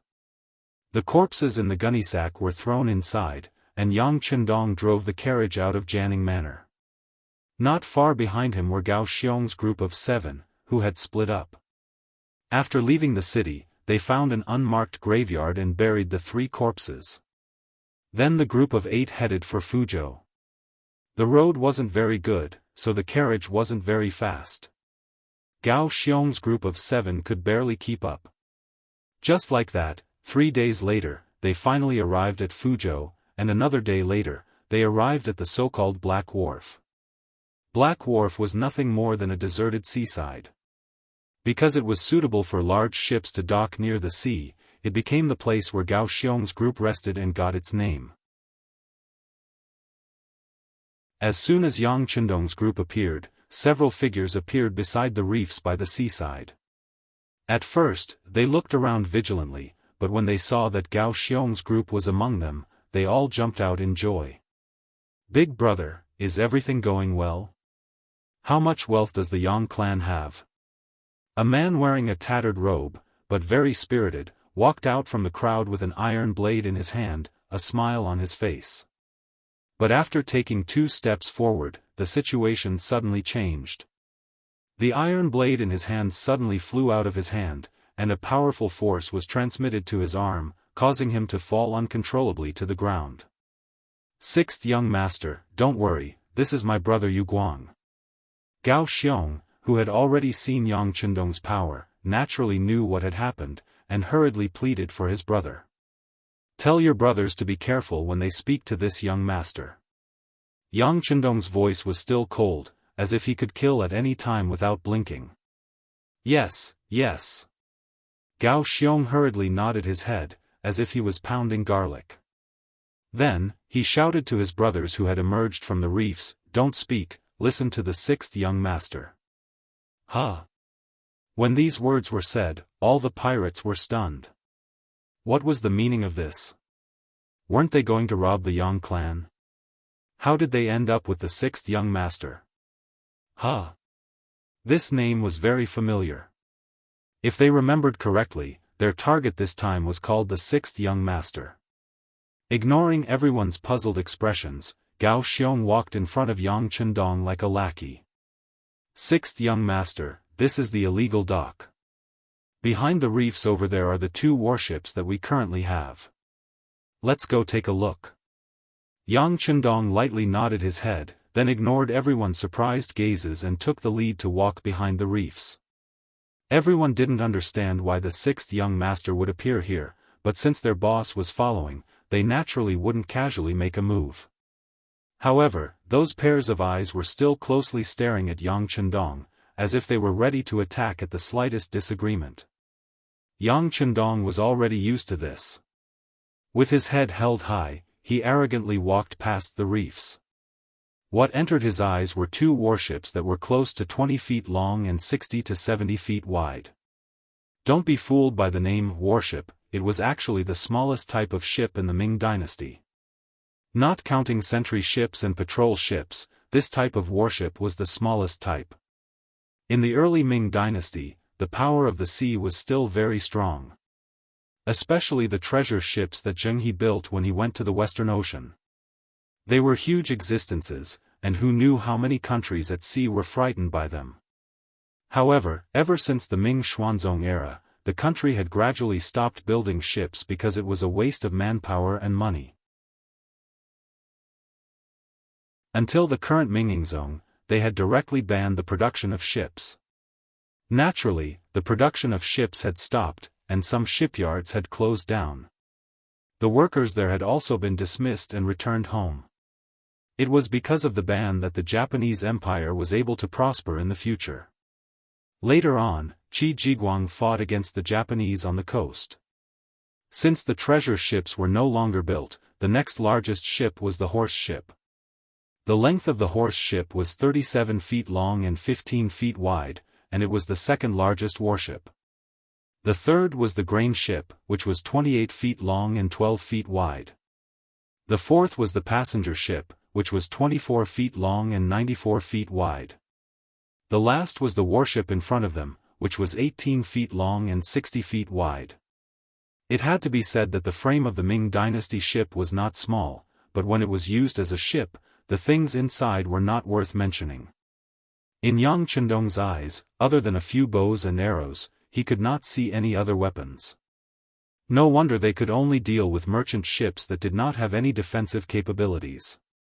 With such simple and primitive weapons, to be able to do such a thing, there would be a lot of losses. Moreover, to deal with merchant ships, they could only choose to deal with small targets. When Gao Xiong saw this, his heart skipped a beat. Could it be that the 6th young master did not like these ships? Speaking of which, his family was too shabby. Walking back to the shore from the ship, Yang Chendong looked at the 27 people in front of him. Although their clothes could be said to be shabby, their spirits were good. Apart from their skin being a little darker, their eyes were shining, and they were in good condition. This was the only thing he appreciated. Whether it was fighting a war or doing something, in the end, it was done by manpower. Therefore, human factors often directly determined whether things were good or bad. Looking at the crowd, Yang Chendong said in a clear voice, "My name is Yang Jitong. My courtesy name is Chendong. People call me the sixth young master. Your boss, Gao Xiong, wanted to kill me for money, but I discovered him and killed 3 of your brothers."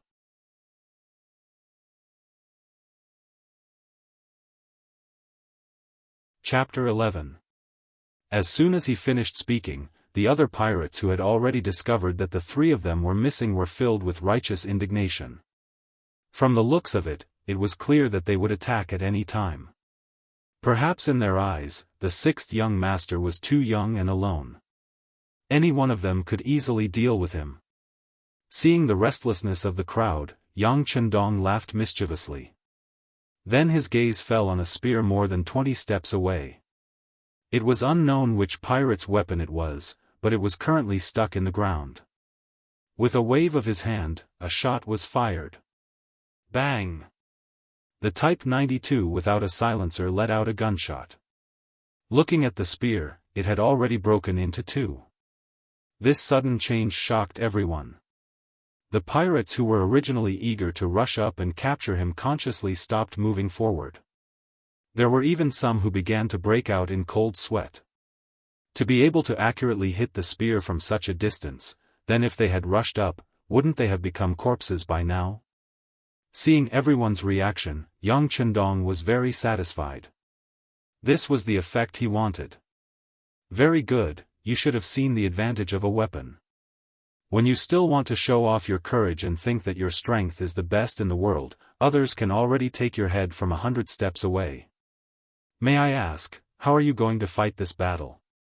Facing such a question, more than 20 brothers lowered their heads, including the 2 leaders, Gao Xiong and Yu Guang.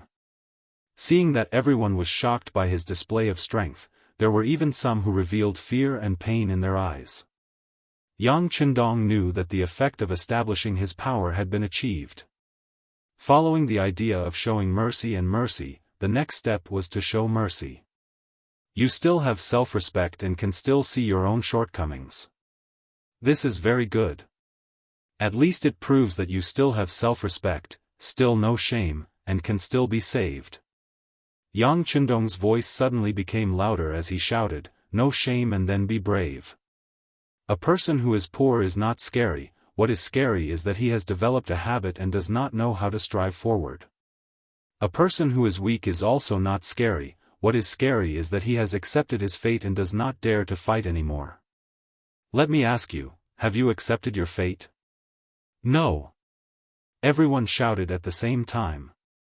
Even Gao Xiong, who was standing in the crowd, couldn't understand why he had been provoked by those words. He even had to answer the other party's questions. Very good, Yang Chendong didn't give them time to think and nodded with satisfaction. His gaze then fell on Gao Xiong and Yu Guang.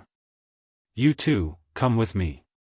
Yang Chendong strode towards the carriage, followed by Gao Xiong and Yu Guang.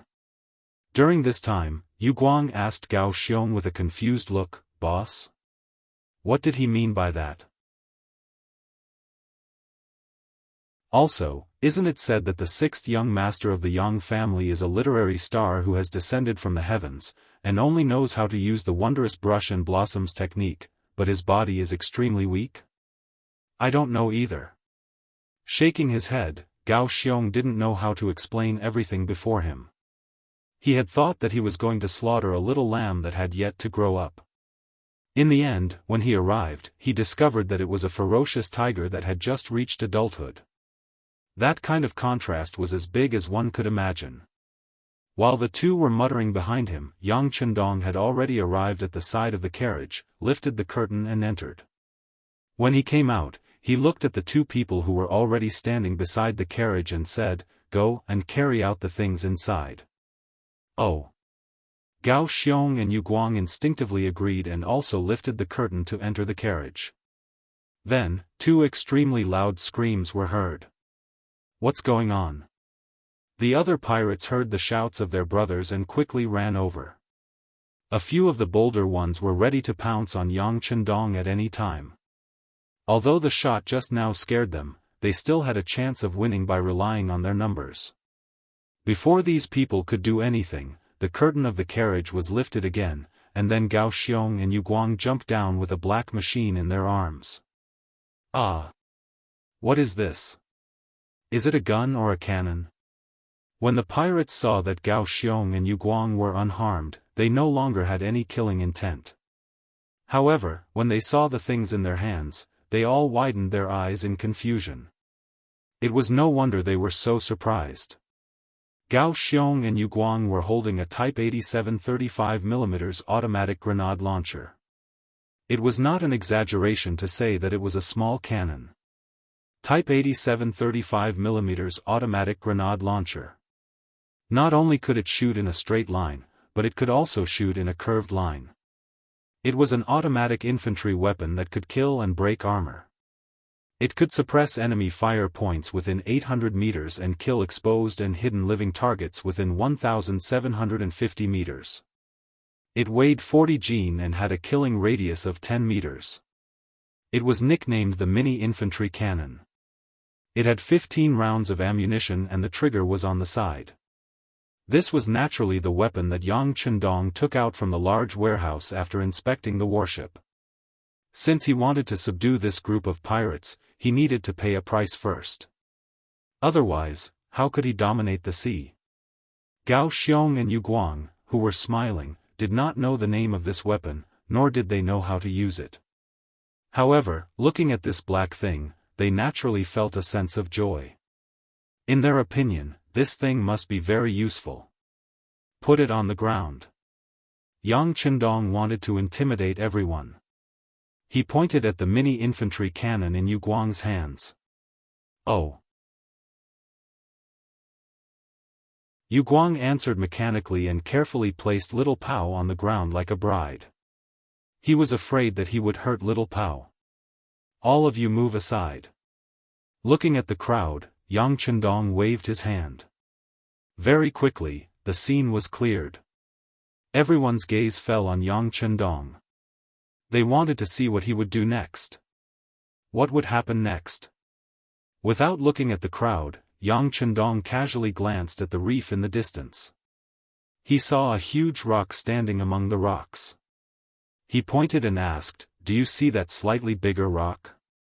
Everyone followed his finger and immediately nodded. Yu Guang even took the initiative to answer, "I see it. That rock is about 700 steps away and weighs about 100 jin." Oh! Hearing Yu Guang's answer, Yang Chendong's face was filled with joy. He didn't expect Yu Guang's eyesight to be so extraordinary. He really was a good seedling. Seeing the admiration in Yang Chendong's eyes, Yu Guang naturally puffed out his chest. It was as if he was saying, "How is it? Aren't you amazing?" However, this pride disappeared with Yang Chendong's next sentence. "Then I'll choose that rock." Everyone watch closely. How do I destroy it in an instant? What? That's impossible. It's definitely impossible. It's 700 steps away and it's so big. This reef is very sturdy after being hit by the wind and rain. I think he's just boasting. Voices of discussion rose and fell one after another. Clearly, to the people who did not have the slightest bit of experience, the goal that Yang Chendong mentioned was simply impossible to achieve. Everyone, quiet down. Yang Chendong didn't care so much. Instead, he laid down beside the mini cannon. His left eye was closed and his right eye was wide open as he started to aim. Everyone didn't know what would happen next, but they instinctively became extremely quiet. They stared at Yang Chendong's body, waiting to see what would happen next.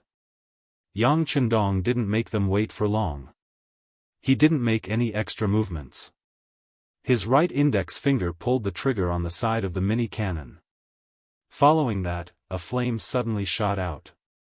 When the flame flashed, many people were shocked. Before they could react, a loud boom was heard. Following that, someone shouted in their ears, "It hit! It hit!" It was indeed hit. Not only that, but the 50-kilogram rock that was 700 steps away had already turned into powder. There was no trace of it. Silence. Apart from the sound of the waves crashing against the reef and the heavy breathing of the crowd, there was no other movement. Everyone was shocked by the scene in front of them. They were so shocked that their jaws almost fell to the ground. Among these people, there were a few former naval soldiers of the Great Ming Dynasty. They were fortunate enough to have seen the cannons of the Great Ming Dynasty. However, not only were those cannons huge, but they were also loaded from the muzzle. There was no rifling in the barrel. The cannons didn't have or only had very simple aiming and recoil devices. When firing, they often needed to be manually ignited. The cannons only had solid shells made of stone or iron. Occasionally, there would be a small number of explosive bombs, as well as scattershot made of stone, metal, or lead. It was almost impossible for such a cannon to accurately hit an object 700 steps away. Even if it was a coincidence, it wouldn't be able to turn the rock into powder like this. If there was a comparison, it would be like the difference between heaven and earth. Just imagine, if such a cannon met the cannons of the Great Ming Dynasty, what would happen? Even a fool would be able to tell. It would probably be completely destroyed before the enemy could even get close. Even if the enemy managed to get close, it would be very difficult for it to cause any fatal damage. With a single cannon, everyone became silent. After a quarter of an hour, a putong sound was heard.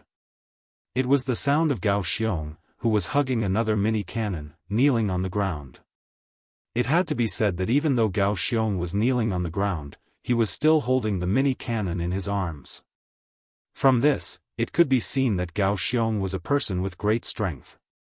Following Gao Xiong's kneeling, the others also came to their senses and followed suit, kneeling down with a series of thuds.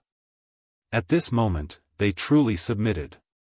Whether it was because of the power of the cannons or because they were intimidated by Yang Chendong's imposing manner, they had now lost the power to resist. All that was left was their willingness to submit. Sixth young master, we are willing to be your slaves. We only ask that you accept us. Gao Xiong was the leader of the group, so his words naturally represented everyone.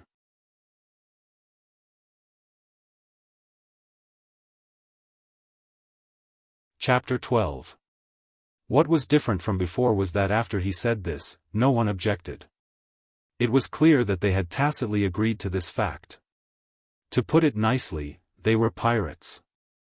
However, in reality, they were not doing well. Otherwise, they would not have thought of going to Jianghu Prefecture, which was hundreds of miles away. Now that they finally saw hope, they naturally wanted to grab hold of it. There were a total of 27 people kneeling on the ground. This might not be worth mentioning in the eyes of others, but in Yang Chendong's eyes, this was not a small force. If used well, once it blossomed in the future, its effect would be shocking. It was like a small blade of grass. When it grew, it would also push away the boulder on its body, not to mention 27 people. Although he had long planned to take these people in, otherwise, he would not have traveled hundreds of miles to get here. However, when it came to accepting these people, Yang Chendong was still very cautious. He knew very well what kind of effect these weapons would have on the current Ming dynasty. It was not an exaggeration to say that it would be shocking. If he really exposed it too early, he was afraid that he would become the target of public criticism. Unless he wanted to rebel, there would be no place for him in the world. Caution had always been Yang Chendong's way of life. Otherwise, after completing so many missions in his previous life, who knew how many times he would have died? Are you willing to take me as your master? Under the expectant eyes of everyone, Yang Chendong finally spoke slowly. Yes, we are willing. This time, not only Gao Xiong, but also Yu Guang and the other 25 brothers all answered in unison. However, if you want to become my subordinate, it is not an easy thing. You have to go through all kinds of tests. It will be very difficult, very tiring, and you may even lose your lives. Have you thought about it? Of course, if anyone does not agree, feel free to say so. I will not make things difficult for anyone. I have prepared silver taels in the carriage. Anyone who leaves will get 5 taels of silver. With this, you can find a small place to start anew.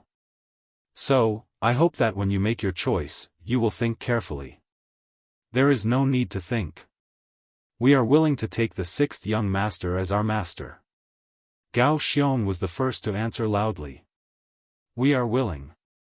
The other 26 people said in unison. In the past, they were still pirates who had no intention of leaving. Now that they could see hope, who would be stupid enough to leave? Originally, Yang Chendong was worried about how he was going to deal with them once they left. After all, the power of the cannon could not be leaked. Now that everyone had stayed behind, it saved him the trouble of thinking about other things. Alright, since you're all willing, then this young master will also make a request. Those who want to follow me will have to go through a test, and before you are fully recognized, there are still 2 things you need to do, and that is loyalty and obedience.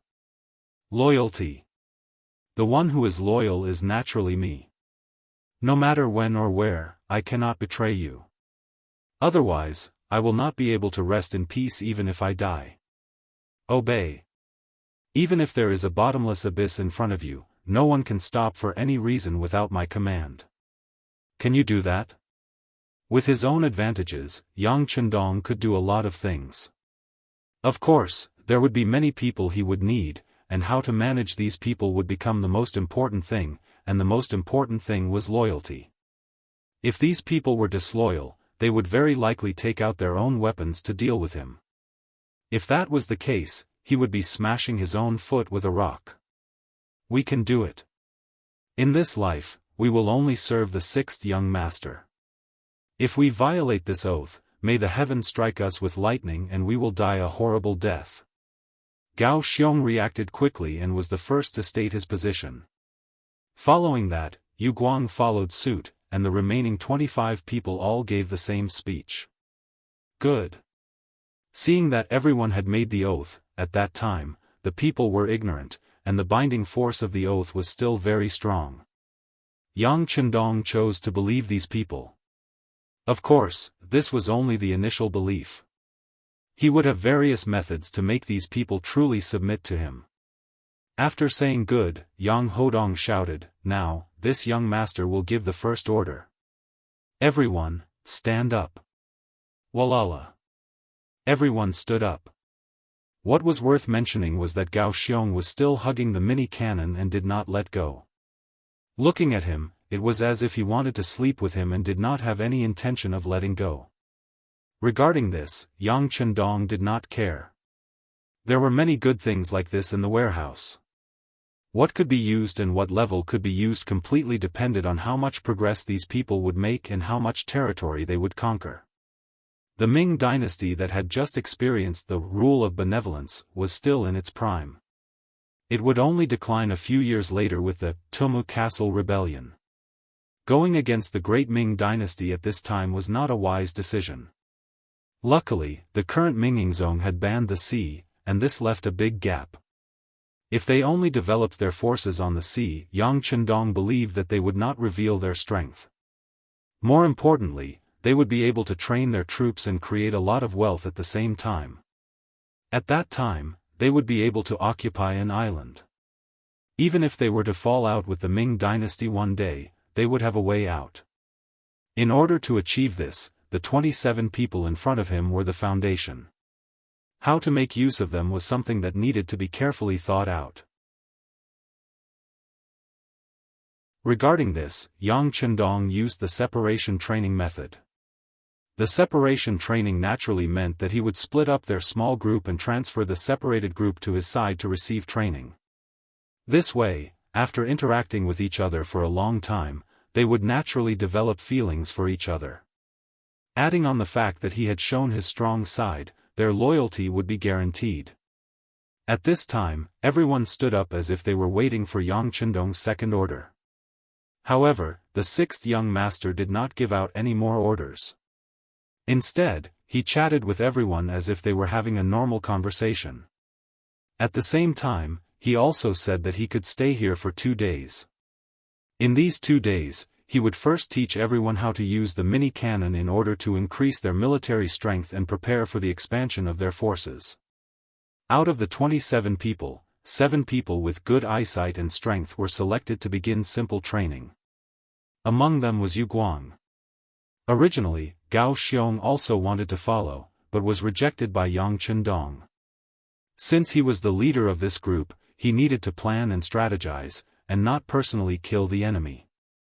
Of course, in order to convince Gao Xiong, Yang Chendong once again entered the carriage and took out 11 Type 81 automatic rifles. Commonly known as Type 81 automatic rifle, caliber, 7, 62 mm, length, 955 mm, weight, 3, 4 kg, magazine capacity, 30 rounds, effective range, 600 meters. Once the 11 Type 81 automatic rifles were taken out, the remaining 20 people's eyes lit up. They looked like men who had not seen women for a few years. They were just short of rushing forward to snatch them. Gao Xiong, come here. Ignoring everyone's excited gazes, Yang Chendong called Gao Xiong over and handed one of the rifles to him. Remember your gun number. Protect it as if it is your own life. If something goes wrong and your life is in danger, you must do one thing before you die. That is to throw this gun into the sea or smash it into pieces. Do your best to destroy it. Can you do it? Sixth young master, Gao Xiong can definitely do it. If it really comes to the point of death, I will destroy it first. I guarantee that it will be useless to anyone who obtains it. Gao Xiong replied loudly. His reward was a Type 81 automatic rifle from the future. There were still 10 left, but Yang Chendong did not immediately give them out. Instead, he looked at the 20 people and said, next, only half of you, which is only 10 people, will have the qualifications to be given a gun. As for who gets it, there will naturally be a competition. Next, everyone will practice aiming for an hour. After a day, I will give out bullets to everyone. Whoever performs well will naturally have the quota to be given a gun. Do you remember? Hearing that 1 out of 2 people could have a gun, the 20 people's eyes instantly lit up. They all used the loudest voice they could muster and said, yes, sixth young master, please rest assured. We will do our best. The 10 guns were given out. 2 people in a group, practicing shooting. In a situation where there were no bullets, Yang Chendong taught everyone how to shoot. The so-called 3 points and 1 line was not complicated. After he said it, they naturally learned it quickly. It must be said that marksmanship was not that easy to practice. Yang Chendong deeply understood that the so-called sharpshooters were all fed with bullets. Therefore, his first target was Gao Xiong. After only practicing for 4 hours, Gao Xiong was fortunate enough to obtain a magazine of bullets and could finally shoot. Naturally, he was very excited. At the same time, he looked at Yang Chendong with a bit of emotion in his eyes. Gao Xiong thought that he was the first brother to be trusted. Otherwise, the sixth young master would not be afraid that he would turn around and aim with this godly weapon. Of course, how could the cautious Yang Chendong not know the existence of this danger? Therefore, he put on a bulletproof vest early on. The safety of the Type 92 pistol was also turned on. Once he felt that something was wrong, he could immediately attack. In the worst-case scenario, with the bulletproof vest, even if he was injured, it would be minimized to the lightest state. Gao Xiong finally fired his first shot. Under the envious and jealous gazes of his brothers, he fired at a temporary wooden sign that was erected 100 meters away from him. Bang! After a crisp gunshot, the wooden sign did not move at all. Instead, Gao Xiong's right shoulder trembled. That was the impact of the recoil. It was all because the opponent did not grasp the essentials of shooting. With a dejected expression, Gao Xiong was very depressed. At this time, Yang Chendong did not say anything to ridicule him. He who had led who knows how many soldiers already knew when to criticize and when to encourage.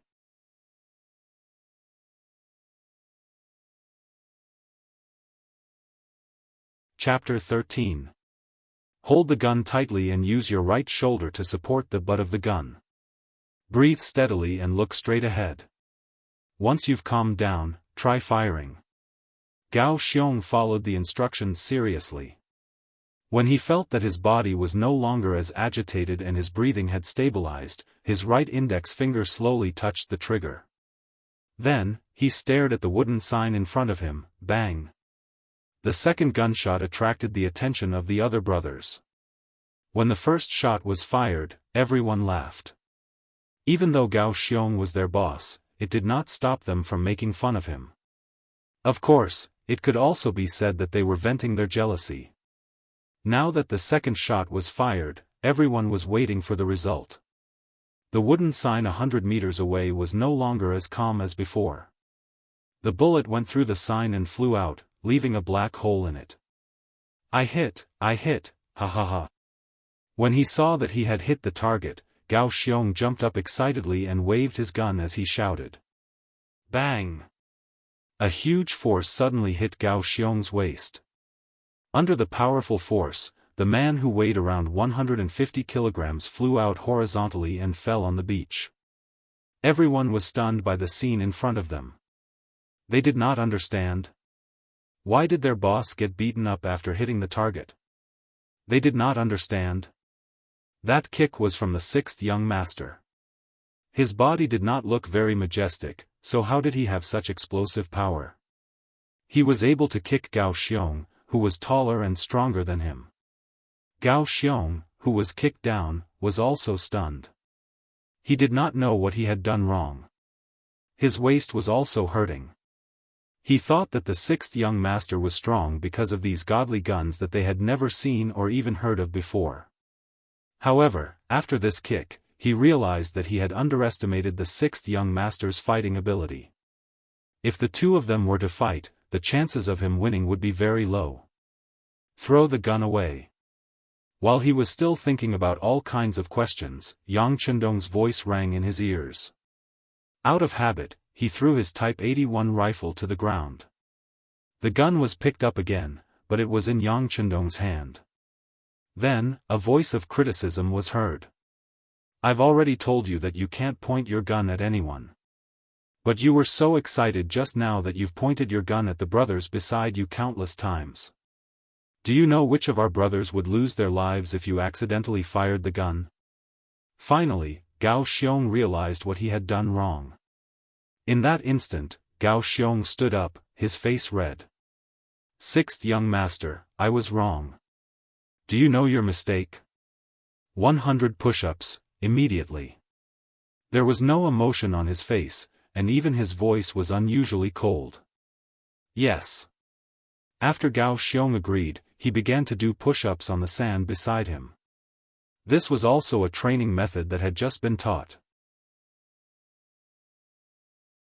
It was said that it could train all the muscles in the body. While Gao Xiong was doing push-ups, the others also had a warning in their hearts. It was a deep lesson for them to not point their guns at people casually. 2 days passed in the blink of an eye. The grenade launchers used by Yueguang and the others could already hit the target. Of course, this was the result of wasting hundreds of small shells. After leaving behind hundreds of shells, Yang Chendong took Yueguang away, leaving behind a small team of 6 people to control 2 grenade launchers. It was more than enough. On the other side, 10 gunmen out of the 20 people had been selected. After firing thousands of bullets, they could basically hit the target. It was just a matter of their results. Among them, Gao Xiong's marksmanship was the best. He had a gun alone, which meant that he had a considerable advantage. The 10 gunmen who had won first place looked excited. They held their Type 81 rifles lovingly. The 10 people who did not win the competition looked bitter. They looked listless, as if they had lost a family member. "All right, the 10 of you listen to orders. Hand over the guns in your hands to the others. You and Yueguang will follow this young master back to Jianghu." Unexpectedly, Yang Chendong's words made a huge difference in the seemingly settled result. Before the 10 people could figure out why, the Type 81 rifles in their hands had already been snatched away by others. Then, it was their turn to look bitter. Yang Chendong didn't even spare them a glance. He would speak with facts. He decided to leave. Before he left, he called Gao Xiong alone and handed him a 6x30 scope binoculars. "After I leave, you have to find a way to strengthen the team.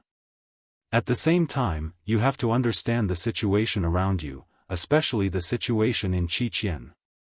Qiqian is the location of Tainan City in the future Taiwan Island. Don't be shy. The next time I come, I don't want to see you with only 2 warships. Sixth young master, don't worry. With the things you gave us, we have the final say in the waters around here," Gao Xiong said confidently. It was no wonder he was so confident. With guns, cannons, and high-powered binoculars that could predict the enemy's movements, he really could not imagine who could be his opponent. He patted Gao Xiong's shoulder to comfort him. Yang Chendong turned around and left. Yu Guang and the other 10 brothers were reluctant to part with him. It was not easy to get guns and cannons, and they were the kind that were so powerful that they could be called divine objects. But they really did have to follow the 6th young master back to Jianghu. They did not know whether to be happy or sad. Yang Chendong did not have to drive the carriage himself. This time, sitting in the carriage, he finally experienced the feeling of being a shopkeeper who did not have to do anything. Even when they stopped to rest along the way, there were people who brought him food and drinks. The only drawback was that the carriage was too bumpy. If it were not for his good physique, he would have fallen apart. The journey back was obviously faster. After only 3 days, they returned to Jianghu Prefecture and the Yang family's old mansion. The old housekeeper, Yang Chendong, had already brought people back from the Yang family manor.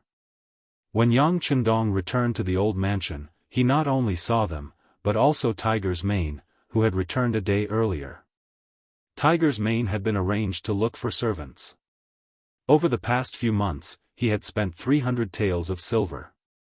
Finally, he had not come back empty-handed. He had brought back 30 strong men. "Young master, you're finally back." When she saw Yang Chendong enter the backyard, Xiao Yin had already rushed over with tears streaming down her face. If it were not for their statuses, she probably would have thrown herself into the young master's broad embrace.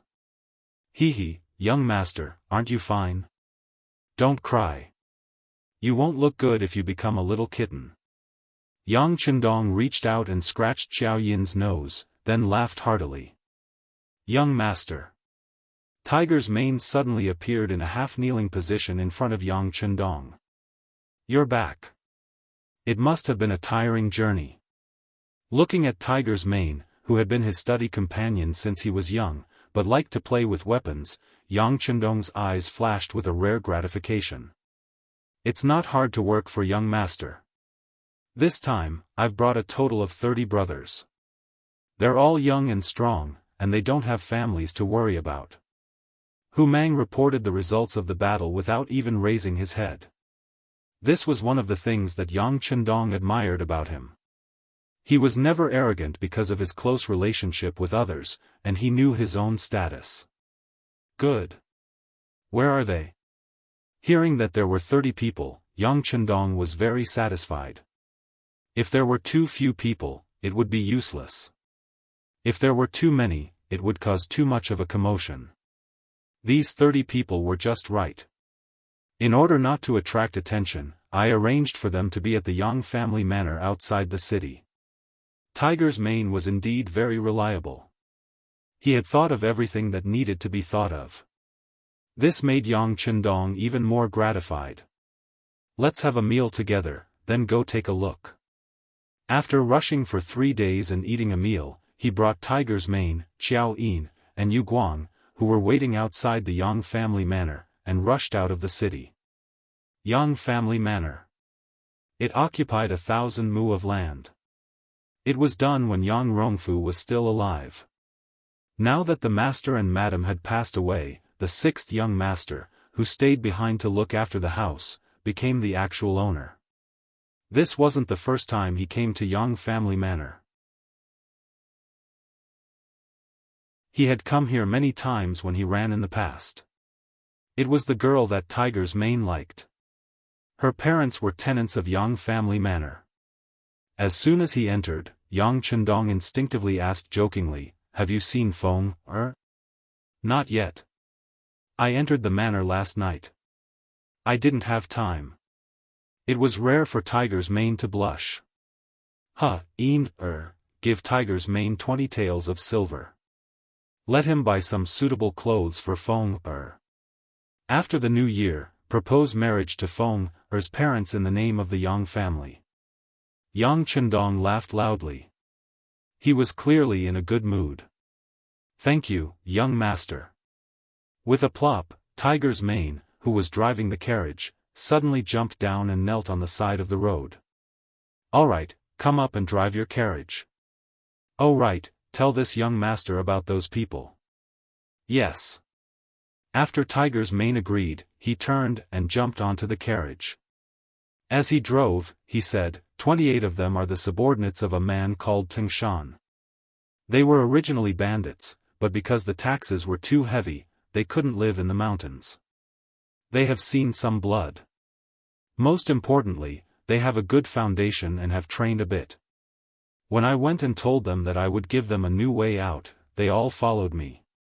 Oh right, according to what young master said, there were originally more than 10 people. They didn't want to follow me, so I gave each of them 2 taels of silver to let them go. On the way back, we met a man called Ling Song. The funny thing was that he wanted to stop our group of 30 people by himself. We fought on the spot and he really knocked down 5 or 6 of our brothers. But in the end, we still managed to hold him down. He even shouted that he didn't eat his fill. Otherwise, our group of 30 people might not be his match. Oh right, this person was born in the army.